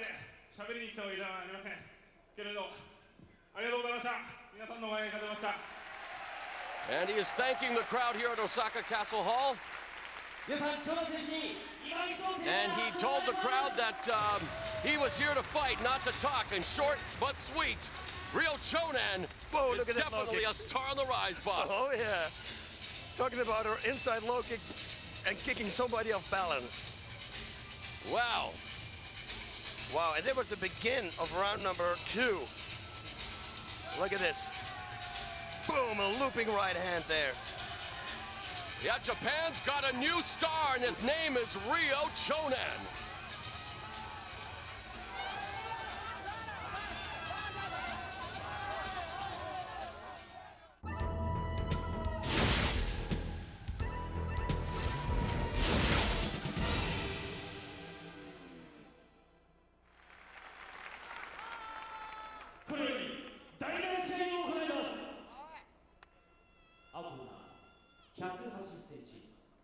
81.9kg.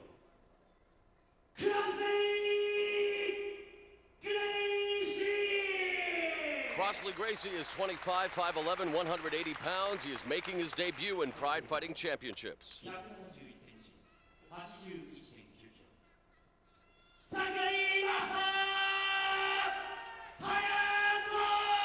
Hayato Maha Sakurai is 29, 5'8", 181 pounds. He's 2-1 in Pride. Boss, it's a new generation of the Gracie clan, Crosley Gracie, and this is going to be a grudge match because Hayato Maha Sakurai went on the internet and he was, well, less than kind to the Gracie family, calling their fighting style boring. Oh. Yep, but like you said, he said, Crosley said that he's the new generation, the new and improved. So that obviously means that he's got striking skills.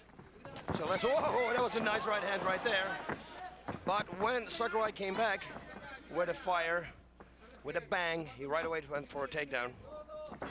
Nice low kick, caught, nice pull out. Crosley Gracie in tremendous physical condition.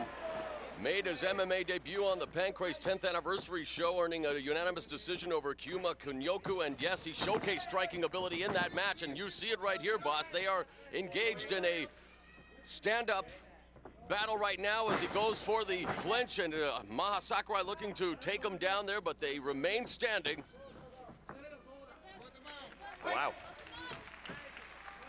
Of course, Sakurai earning a reputation as Shudo middleweight champion for 4 years. And in Pride, 3 appearances now. 2-1. He should have followed that up with the right straight, that left hook. Oh, he's got a good right straight. It's the second time he lands it. He should try left hook, right straight, or a right straight, left hook for one time. Sakurai coming off a submission win over Brady Fink at Bushido 4. Another low leg kick delivered by Sakurai. And not good the way Crosley was blocking it, and that was with his hands. That could be a setup here for Sakurai, because he kicks one more time to the leg and then makes a high kick. Could be a full hit. Gracie out of the Half Gracie Jiu-Jitsu Academy in San Francisco, and quickly separates himself from Sakurai there. Now that 1-2 combination, just gauging the distance really. And Sakurai comes in. So both of them wanting to engage in a stand-up battle here.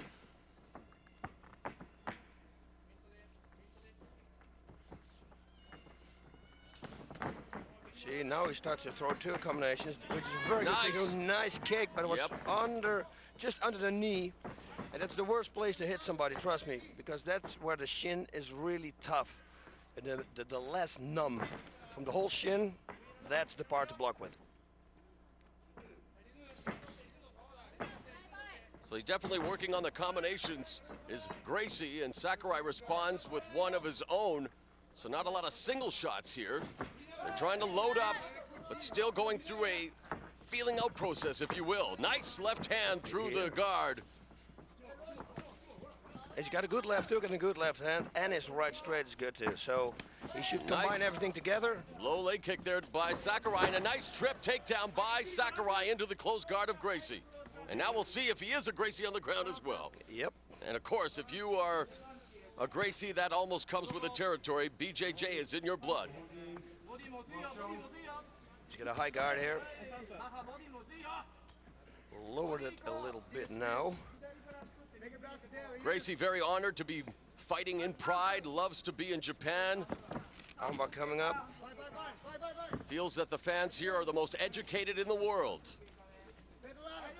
And now a wide base by Sakurai, but you're right, look at the armbar going.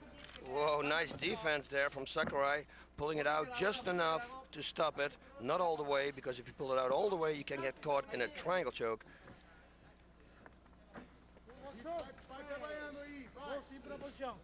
Of course, Gracie wants to knock out Sakurai to show him that the Gracies have evolved in the striking department.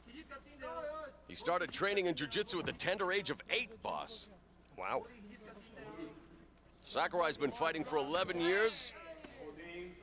And look at him here, you can see that the setup is already beginning to, the wheels of motion are turning for Gracie, setting him up for perhaps a triangle, but look at Sakurai staying busy from the guard, trying to create the distance. 4 minutes have gone in the first round here. And they're going to start in the same position in the center of the ring. Pretty even matchup thus far, boss. Yes, very difficult to call.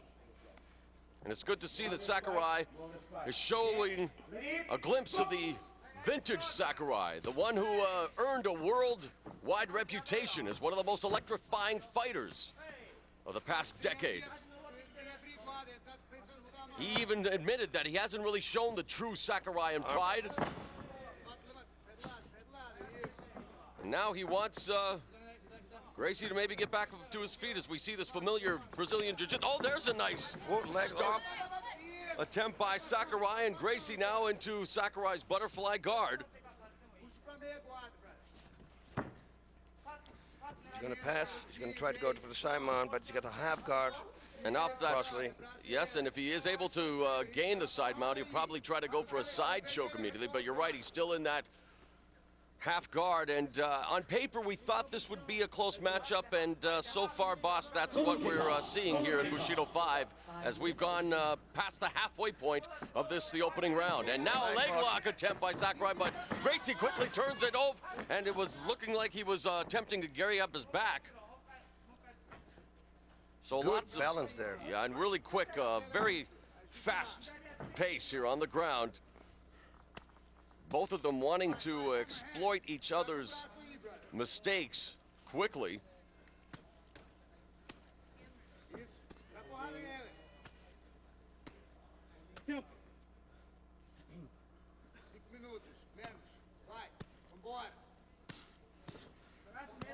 Yep, something's got to happen here.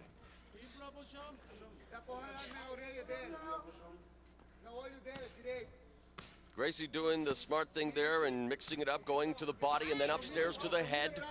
Sakurai now tries to fight back, but Gracie creating the distance and really wants to posture here, boss, and try to break that guard. Sakurai now not doing much from the bottom, and the referee will, I'm sure, pay attention to this, and if he doesn't get busier, may even earn a red card.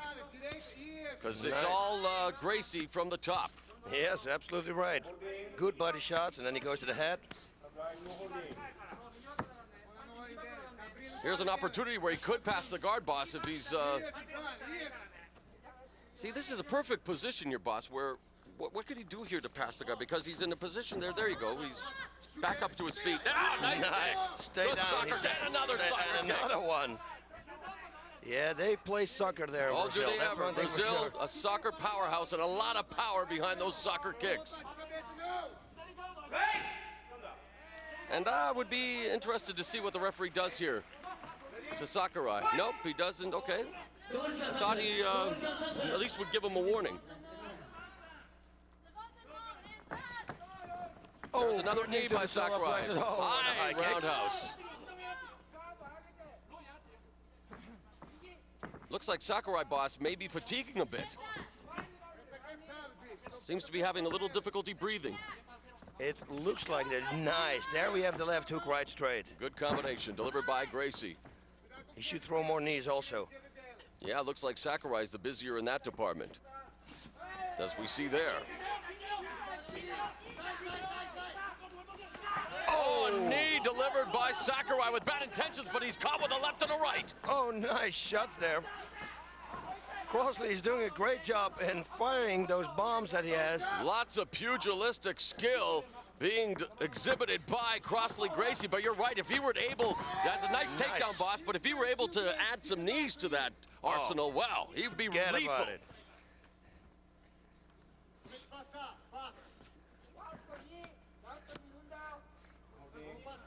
Yeah, don't let Sakurai get the full guard now. Well, that's what... Try to pass it.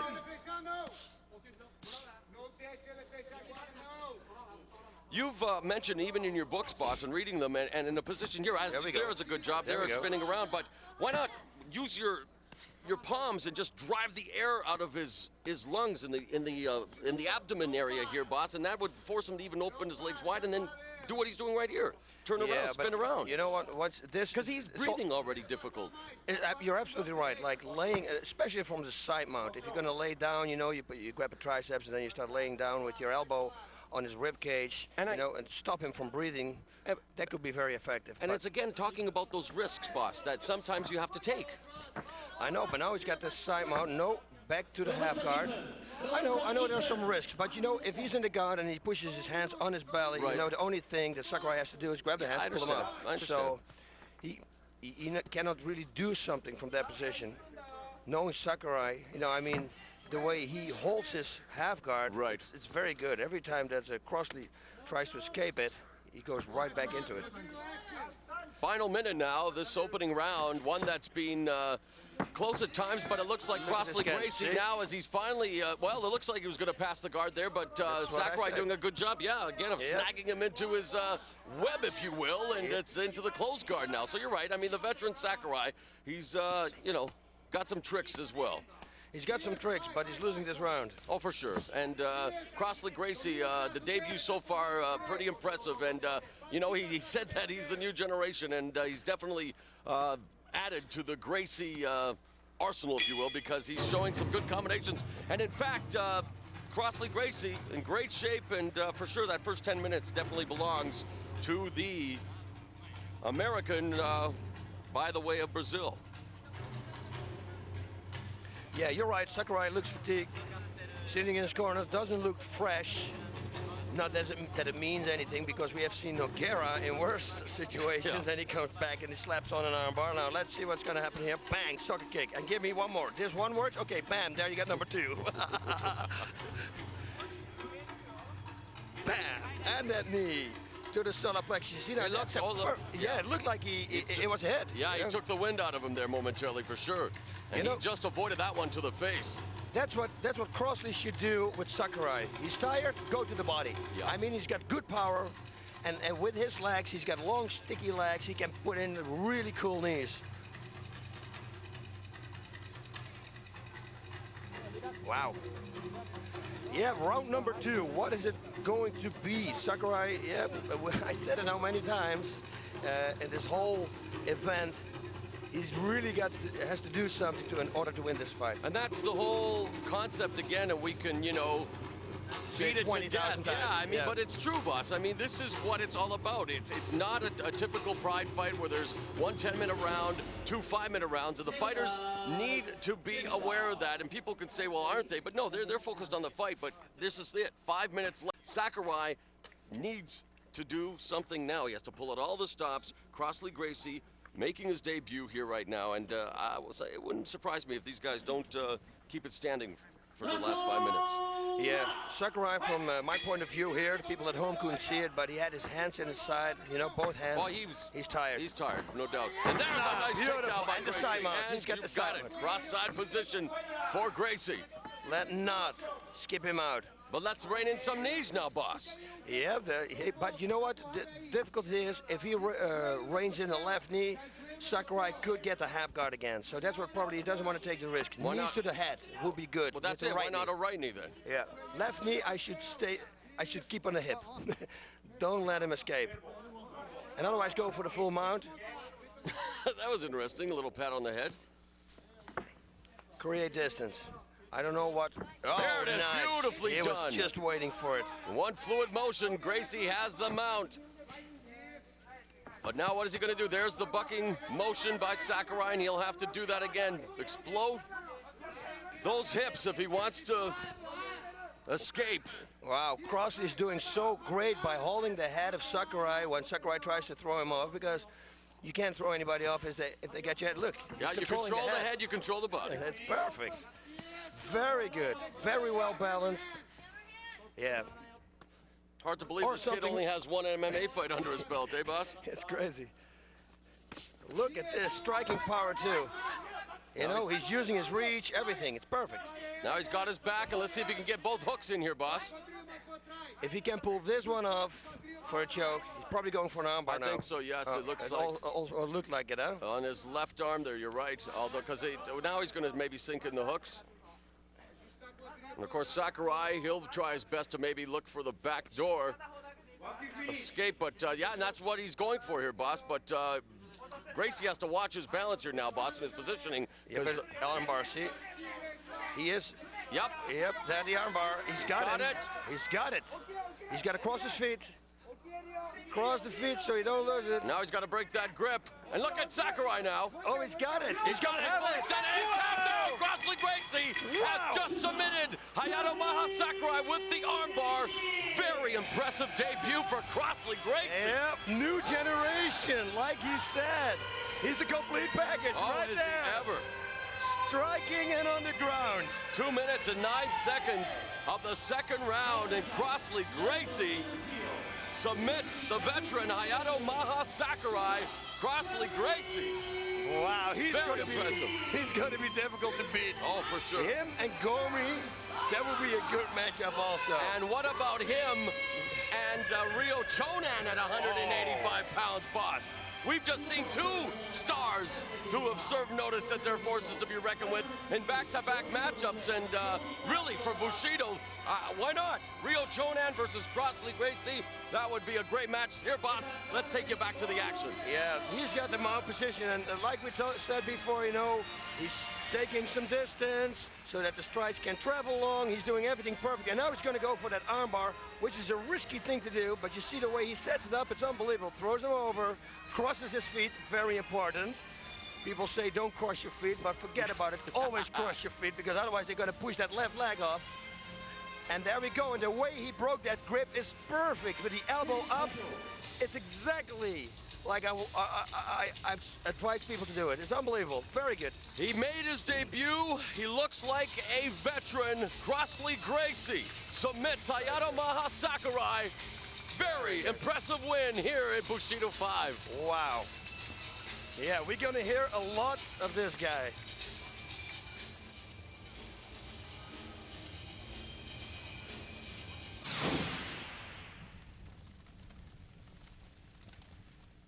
Charles Crazy Horse Bennett, how are you? All right, boss. Boss, did you get your ticket yet? I got my ticket. Not for this gun show, you didn't. What are you gonna do tonight, man? I mean, come on, fight is just moments away. I'm gonna knock Gomi out 3 minutes into the fight. If he stands with me, because I'm no joke. What was that, what you were saying about trash or something? Oh, Gomi means trash in Japanese, so I'm here to take out the trash. That's why they brought me way from the United States to come take out the trash, you know? And they're gonna pay me good for it. So as you can see, I could use it. Man, I was looking at those, I thought you had two ties on, like two ties, but now I realize it's the inside of your pockets.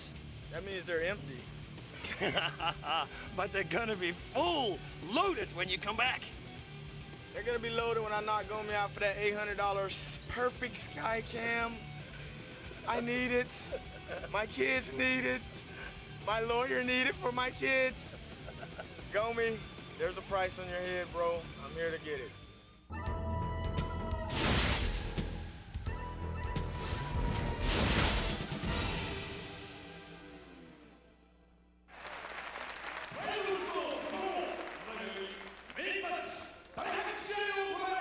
And now for the 8th match. 青コーナーよりチャールズ・クレイジーホース・ベネット選手の入場です。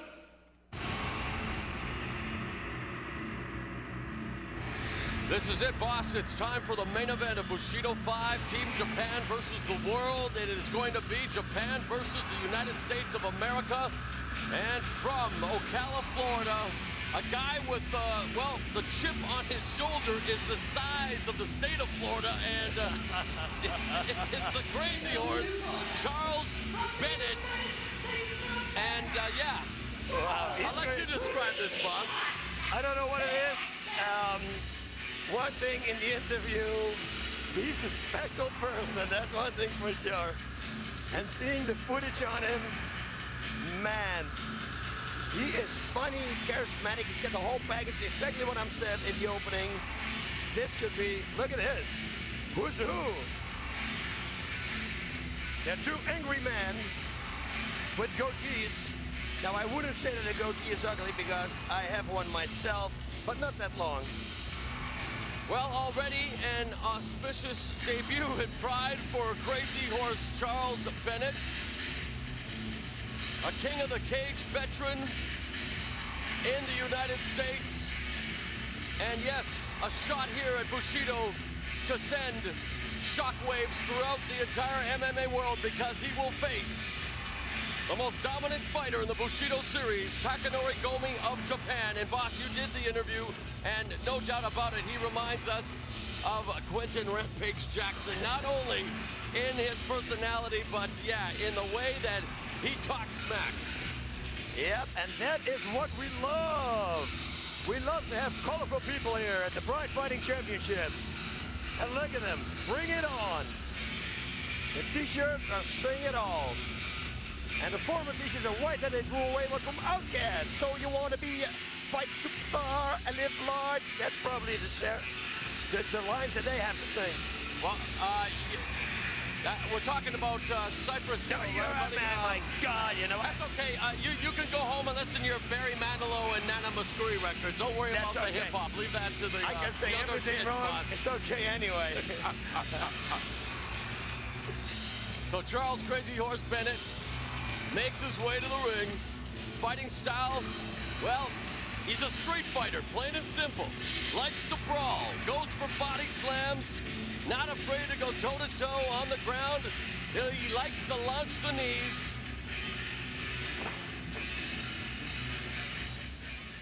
Yeah. I was wondering who it was, the person with the white neck or the one with the black neck. Thank you very much, Mr. Ruchin. They're very smart, though, because they both have blue tape around their wrists, which is something that the twins didn't do. All right, now Osaka Castle Hall should definitely come alive, because here is a fighter who has definitely incinerated all competition in Bushido. He's the Fireball Kid, Takanori Gomi. 3 straight wins since he came into Pride, all of them in Bushido. In his debut at Bushido 2, he overwhelmed Brazil's Jadison Costa with strikes. He KO'd Gracie with a knee in just 6 seconds at Bushido 3, giving Gracie his first loss ever. And then at Bushido 4, he made Fabio Melo his latest victim, vanquishing him via TKO with strikes. Nice little record there. And look at him now. He looks like almost he's afraid. And once the bell rings, he changes. It's like the movie Over the Top when he puts the cap and he turns the cap around. He turns into a different person.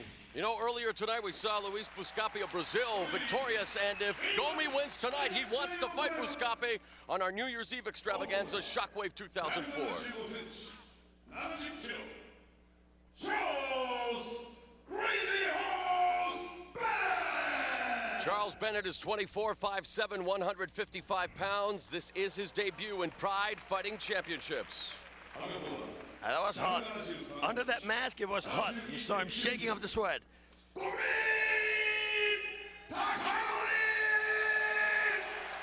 Takanori Gomi is 26, 5'8", 161 pounds. As mentioned, undefeated in Pride with 3 straight victories. All right, boss, this is it, the main event. Takanori Gomi, with all the momentum behind him. Bennett, of course, is here to spoil his party. And Crazy Horse Charles Bennett has definitely got the charisma. He's definitely got the rap down, and we're going to find out if he can back up those words in the ring. Okay, one thing from my side that I want to say, this fight is not going to go past 5 minutes. That's really what I think. I think this is going to be an explosion here in the beginning. They touch gloves. Bushido 5's main event is about to begin.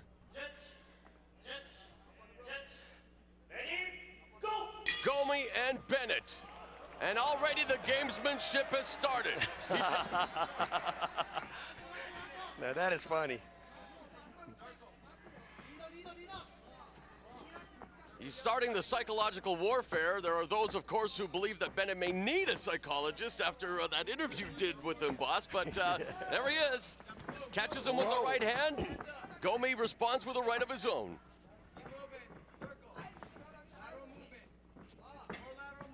And there is tension here at the Osaka Castle Hall.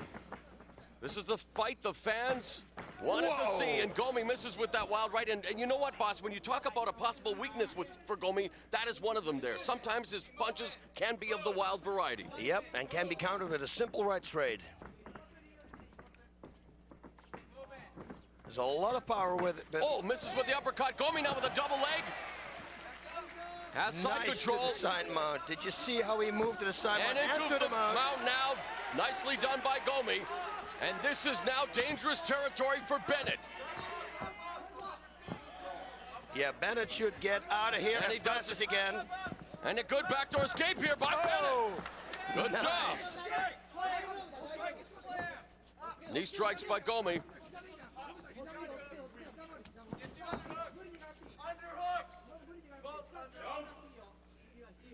And already doing some trash talking in the ring as well is Charles Crazy Horse Bennett, so he really wants to take Gomi away from his game plan. Of course, it would help if Gomi maybe could understand what he was saying. Now into the closed guard goes Gomi. And maybe this is some kind of a moral victory already for Bennett because he's withstood the first couple of minutes here, boss. And what do you think? I don't know, man. I really have to see what the whole fight's going to be. He did a pretty good job in escaping that full mount there. That's why I always say don't go for full mount, because I think it's very overrated, the mount position. Especially low when they sit on the belly. When you have a high mount, it's more difficult to get your opponent off. But and you really see already that Gomi's having little difficulty in going to mount position and side control, and now he has his back high position, has the hooks in, and maybe going for the rear naked choke here, spins him around, boss. He's trying, but it's not working. And up to his feet again goes Bennett, misses with a wild right. Oh, catches him there with a right. Yeah. We have a great fight here between Gomi and Bennett. Ghosts him. They exchange. Look at that trading. No, yes, no, no, That's the game they're playing. Nice left hand by Bennett. Oh, and body shot. Connect. Nice body shot. Misses with the right. Now a single leg by Gomi. In fact, going for the double leg and a slam takedown. Nice. Into side position, boss. This is dangerous with the knees now. He's going for a reverse figure four, it looks like. No. And Bennett has him. The face lock there. Of course, he was in better position, might have the guillotine, but of course now it's a side control for Gomi. No danger whatsoever. Yep. Good, Mauro. These knees, those are dangerous. See, that's what I mean. And it looks like Bennett is in trouble. Yep, he should block those knees, but you see, you don't know where they're going to come. They can come from the side, they can go from the top. And you know, when you take a look at Bennett's really impressing me on the bottom, though, boss, with his ability to turn the tables and really look at that. Back to his standing position. Oh, and there's Bennett with a slam. Good reversal there from Beautifully done, and we are having a fight here, ladies and gentlemen. Bushido 5, Bennett and Gomi. Yeah. This is a good fight. Entertaining matchup. Oh, Bennett should throw knees. Right hand by Gomi. And another knee. And a knee by Gomi now, right hand. And Gomi now goes downstairs, the double leg takedown. And this is where he does have the upper hand, though, boss, is going with the mount. But Bennett has looked very good thus far in giving Gomi all he can handle in the first round of Bushido 5's main event. And even Gomi, with the stutter step there momentarily, boss, with the punch. He should escape this position again. Start bucking up. As soon as Gomi loads up for a punch, he should buck up as high as he can. And you know what, Gomi has to look for balance. That frenetic pace, it seems like it's already taken the toll on both fighters here, as they both seem to be needing this rest right now in the mount position. Gomi, again, winding up, loading up, raining in the right hands, and there's an arm bar waiting to be taken, but doesn't do it. Yeah, he's going to set it up, though, you see? And you can see that this is where Bennett is not well-schooled, is from this position, boss. Yeah, but who is with Gomi on top? Well, you're right. In that weight class. Yeah, there the corner, Thomas Denny is saying watch out for those knees, and it was on the money because right away Gomi went for that left knee to the head. He's working for the reverse figure four as it looks like he's going to get it. They're going for the Kimura now as Gomi. He's setting up. He should secure the head. He should secure the head. He doesn't secure the head. Look at this. Man, does Bennett have all kinds of guts and heart. He's going to break his arm here, Bob. This is unbelievable. And he looks like he could escape. It's unbelievable. Crazy Horse Bennett. This is crazy. This will throw a lot of power out of Gomi. If he can't pull this one up. Oh, my goodness. Unbelievable. What a performance, though, from Charles Crazy Horse Bennett. Tremendous fight. He did a tap. He did not tap. He did a tap. He's pushing the referee away. He did a tap. He's pushing the referee away. This is interesting. At 5 minutes and 52 seconds of the opening round, and you could see in the corner, Bennett's corner, saying that he didn't tap. So, boss, it's interesting, but Takanori Gomi, full credit. I mean, a typical Takanori Gomi performance. One of the best fighters at his weight class, but let's give Charles Crazy Horse Bennett credit as well. They're saluting him. The fans also applauding the efforts of Bennett. A tremendous main event here at Bushido 5. Yeah, this was good. Bennett came out, and his trash talking was way up there with his fighting skills. That's one thing for sure. Oh, man, tell me about it. Let's take a look. And both these fighters, yeah, that's awesome. This is what we like to see, an embracing. And Charles Crazy Horse Bennett, definitely coming from a smaller promotion in the United States, being put in the pressure cooker, boss. A main event against that man, a Japanese superstar. Let's take a look here, boss. Yeah, it's just, it's like Carlos Newton had an armbar on, and you think, okay, this is over. This, what he has now, it's going to triple jointed. This is unbelievable. It's crazy. It's just crazy. But did he verbally tap, boss? No. He didn't tap. He didn't verbally tap, not at all. Well, what's... The referee just thought, okay, maybe the referee heard something pop. It's very possible. Very possible. You know, I mean, look at this. It's look at Gomi. Look at Gomi, too. I mean, wow. Yeah, it's, wow. That's awesome. Tremendous fight. Takanori Gomi with the Kimura, and that was one of the most amazing Kimuras I've ever seen, boss. And Crazy Horse Charles Bennett. Look at this. Look at that. Unbelievable. And there you have it. Takanori Gomi picks up the win, and he has the microphone. Let's listen in. 今日は平日なんですけど、大阪で最高です。 He salutes the crowd here at Osaka Castle Hall. すごく盛り上がってますけど、武士道のライト級が世界で一番と胸張れるように頑張っていきます。どこのリングの選手にも負けません。 He hopes to one day make his weight class one of the best in the world, and he definitely is the standard bearer right now for this weight class, boss. Yeah.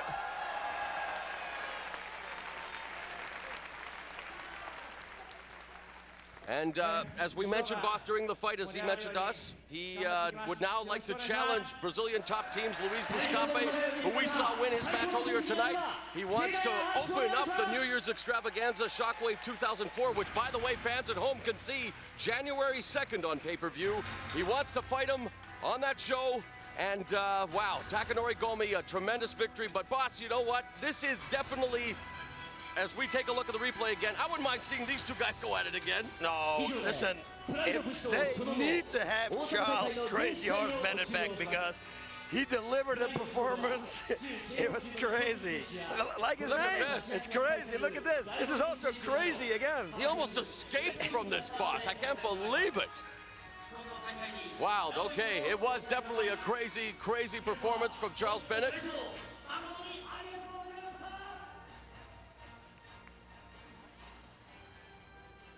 All right, and as we take a look there at Takanori Gomi, boss, your thoughts on what transpired here at Bushido 5. We promised to deliver, you know, more than we've seen in past Bushidos, and I think we did just that. I really think we did just that. Not just that, we did it. I mean, there were some crazy fights. We saw some crazy submissions, good knockouts. I think tonight we saw the whole package.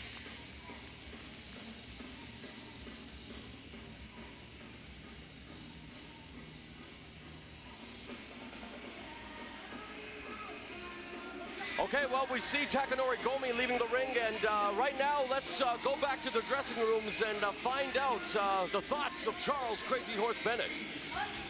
I think he's not going to be very happy.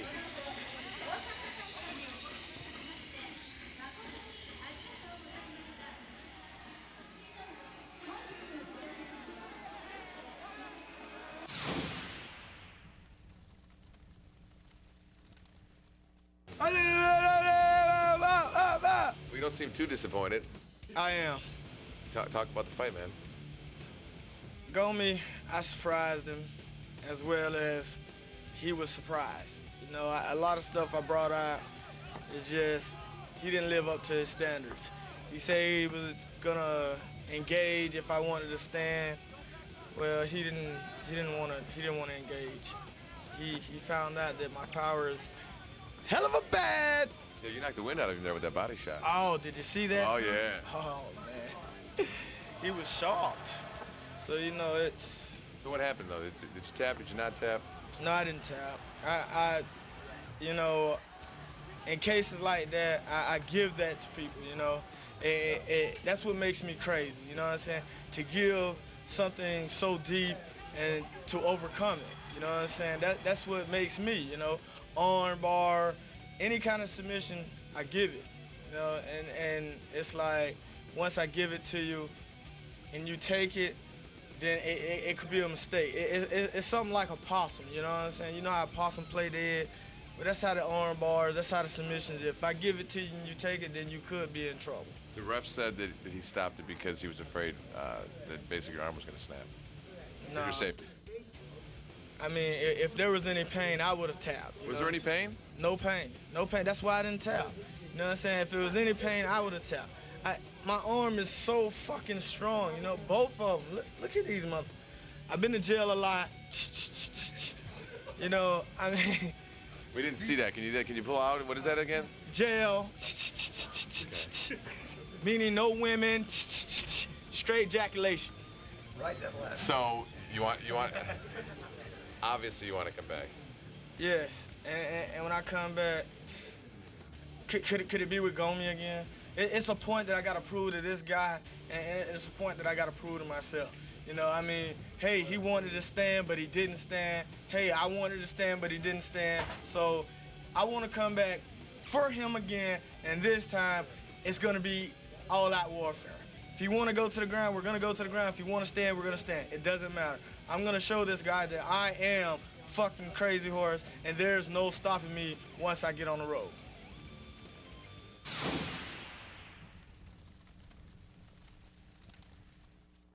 Boss, obviously Charles Crazy Horse Bennett not happy with what just transpired in the main event. Now, surprise, surprise. Yeah, but you know what? With his performance, he obviously deserves a return visit to Bushido. You know what? He makes me think about Quentin Jackson. I mean, he does a lot of trash talking, very colorful, charismatic. We say it all the time.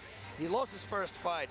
What is he going to do now? Quentin Jackson, he lost to Sakurai, but he came back with a bang, started beating everybody up, and now he's the superstar of Pride, you know, together with Vanderlei Silva. If he takes the same path, he could have a very bright future. You know, Bushido means the way of the warrior, and tonight, a lot of warriors displayed the samurai spirit. We hope you enjoyed Bushido 5 from the Osaka Castle Hall here in Japan. Now, boss, of course, coming up December 10th, you've been with Pride a long, long time, my friend. You've seen a lot of nasty knockouts. December 10th, Pride Fighting Championships, for the first time, has put together a compilation of some of the best knockouts. We're calling it Pride Fighting Championships Hardcore Knockouts. Wow, this is going to be unbelievable. You people have to watch it at home. And you know what? Why not have a little taste of that show? Pride Fighting Flashback. Bombs that we expect in Pride Fighting Championship demolition, and there's that right hand. They're duking it out, not right with right hand. Takayama. Boom. Look at this.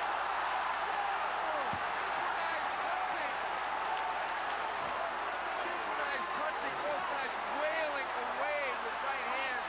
Takayama looking really bad here. Pride blasting right in the left now. Wow.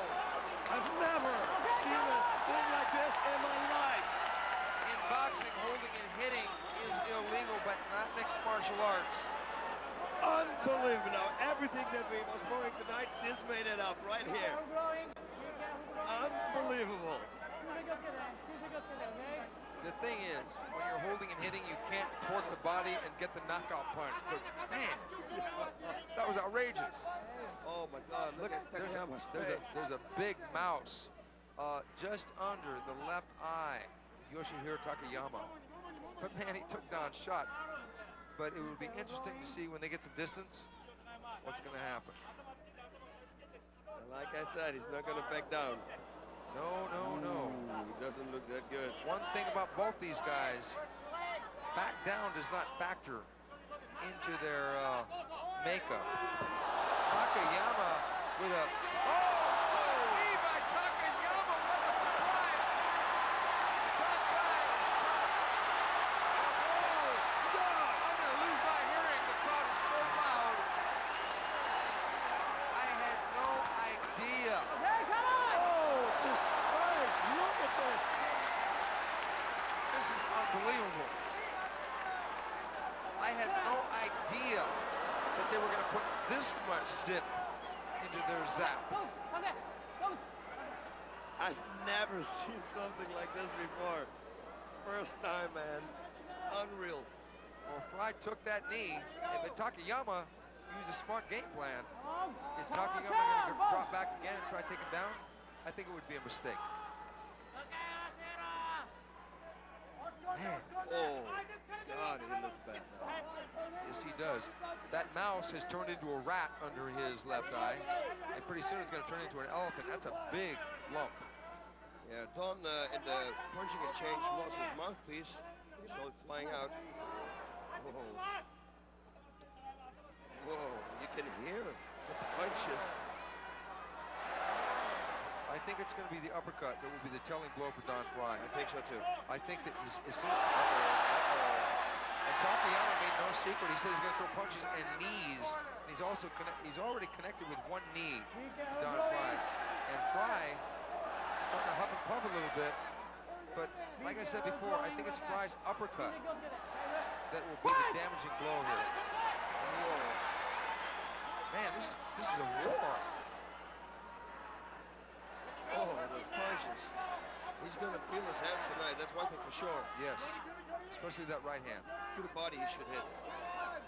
Takayama looking terrible right now. KO there. It's going to be a KO. It's got to be. This cannot go to pass. No, and he rocked him right there. Don rocked him with the right hand. And again, you shouldn't throw a knee. Don't you throw a knee to the midsection. Just to distract him, and with the knockout knee, and then go for the head again. Wow. Subtlety is not in evidence in this match. Both guys trying to terminate with extreme prejudice with punching. Now they're taking a little bit of a breather, trying to get their second win, and they're probably going to need the third and fourth win if they keep this up. Yeah. It is crazy. I would go body shots now, especially because you're breathing heavy. Oh, look at that. Takayama looks like he's crying on Don Fry's shoulder here. Nice, you see, there you go. You should throw that knee again. Takayama likes to collect old American cars. Now, he's only got one, but it's a Chevy Chevelle. Now, Don Fry would probably appreciate that car being the American that he is. Right straight to the body. Yeah. They're having the doctor look at the moose under his eye. Boss, this has been a war. I've never, the beginning, and then they did it again. We're going to see, whatever happens, we're going to see that again in the replay. Okay, folks, the Pride video game is available right now, but in some ways, this will be soon available. But this was a lot like a video game. Okay, here we go again. Whoa. Right straight to the body with the left hook. That's Don Fry's secret here. Oh, look at that. Don is teeing off on Takayama. Takayama trading back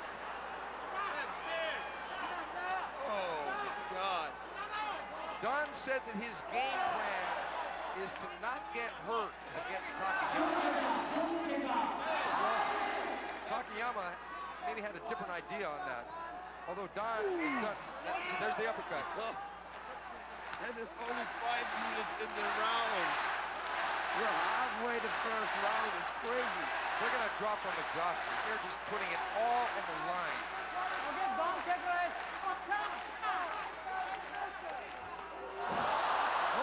Bad move. Bad move. Takayama tried to take Don down and maybe spin, but he didn't get the spin part down, so now Don is mounted on top of Takayama.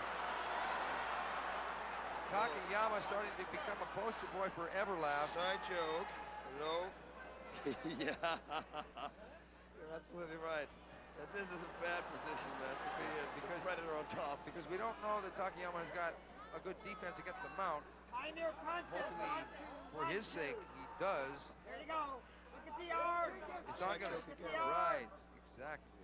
He's going to go for it. He's going to set it up with it. It's the second attempt he has. He had. Whoa, you can hear the man. Oh, there it is. Referee stoppage. And a good one. Yeah, Yuji Shimada was really on top of things because there was no need for Takayama to think anymore. Whoa. Oh, my God. He looks like a possum right there. And it was 6 minutes and 10 seconds in round number 1. Wow. I want to see the replay of the first punching exchange. Me too. This fight was above all that I expected. What a beautiful fight. Yeah, it was really a great cap, and you know, it really lived up to the name of the event in Demolition, because they both tried to demolish each other. It was Don Frye who demolished Takayama. Wow. Unbelievable. There we go. There he is. Don the Predator Frye. Don Frye says that he wants to fight Mike Tyson in boxing. In boxing. And I said, wait a minute, boxing? You want to fight him in mixed martial arts? He said, well, if I'm going to challenge Mike Tyson, it'd be like challenging Tiger Woods at anything other than golf. You want to fight him in his own game. And I thought, wow, but judging by what he did today, it might be a slugfest. And he got it by ground and pound. It was a TKO. Yuji Shimada, the referee, stepped in and stopped the fight. Don Frye victorious. We also saw another demolition tonight when Bob Sapp demolished Kiyoshi Tamura. 11 seconds. He took him out. Tamura's game plan was to stick and move, but Bob Sapp didn't let him move. He went right at him, and even though that Tamura was running to the sides, Bob Sapp caught him, knocked him down, and then those big sledgehammers drilled into the head, and it was the end of the story. 11 seconds. And Emelianenko Fedor has made a big splash in the Pride Fighting Championships. He came in here and faced the giant Sidney Schultz and pounded out a unanimous decision, a ground and pound victory over him. But it was Gilbert Ivor who really went to war on the ground, took Jeremy Horn into his favorite place, the ground, and lost a very close one. But Jeremy Horn will be back, but Gilbert showed a lot of improvement, even in losing. Oh, I think so too. I think that Gilbert improved so much, he's going to be very tough to beat now. If he's going to continue to learn what he just did in the last few months, he's going to be a very dangerous fighter. So that's been it, the Pride Fighting Championships. Don Frye has got something to say in the ring, though. Pride Fighting Flashback. Boss, now that's what I call knockouts, my friend. Oh, yeah. Wow, did you see that? You know, what's even better about all that? That was just a taste. Just a little taste. Yes, my friends, make sure you order Pride Fighting Championships Hardcore Knockouts for the first time ever, coming to pay-per-view December 10th. Well, tonight, boss, it was Bushido 5. No, please. I was loading up. Save that for December 10th, when we'll just be talking about the knockouts, not actually performing any of our own. But tonight, some knockouts were performed. Of course, it was a great show from here at the Osaka Castle Hall. And Boss Rutan, your final thoughts, my friend. My final thoughts, I thought this was a great event. Bushido rocked again. We see Gracie, my God, the back, you know, fighting skills. He's got it all, the whole package. I think it was an incredible night. All right, so we encourage you to join us again December 10th, Pride Fighting Championships, hardcore knockouts for Boss Rutan El Guapo. I'm Mauro Ranallo saying goodnight from Osaka Castle Hall. Bushido 5, Team Japan versus the world. And now he comes.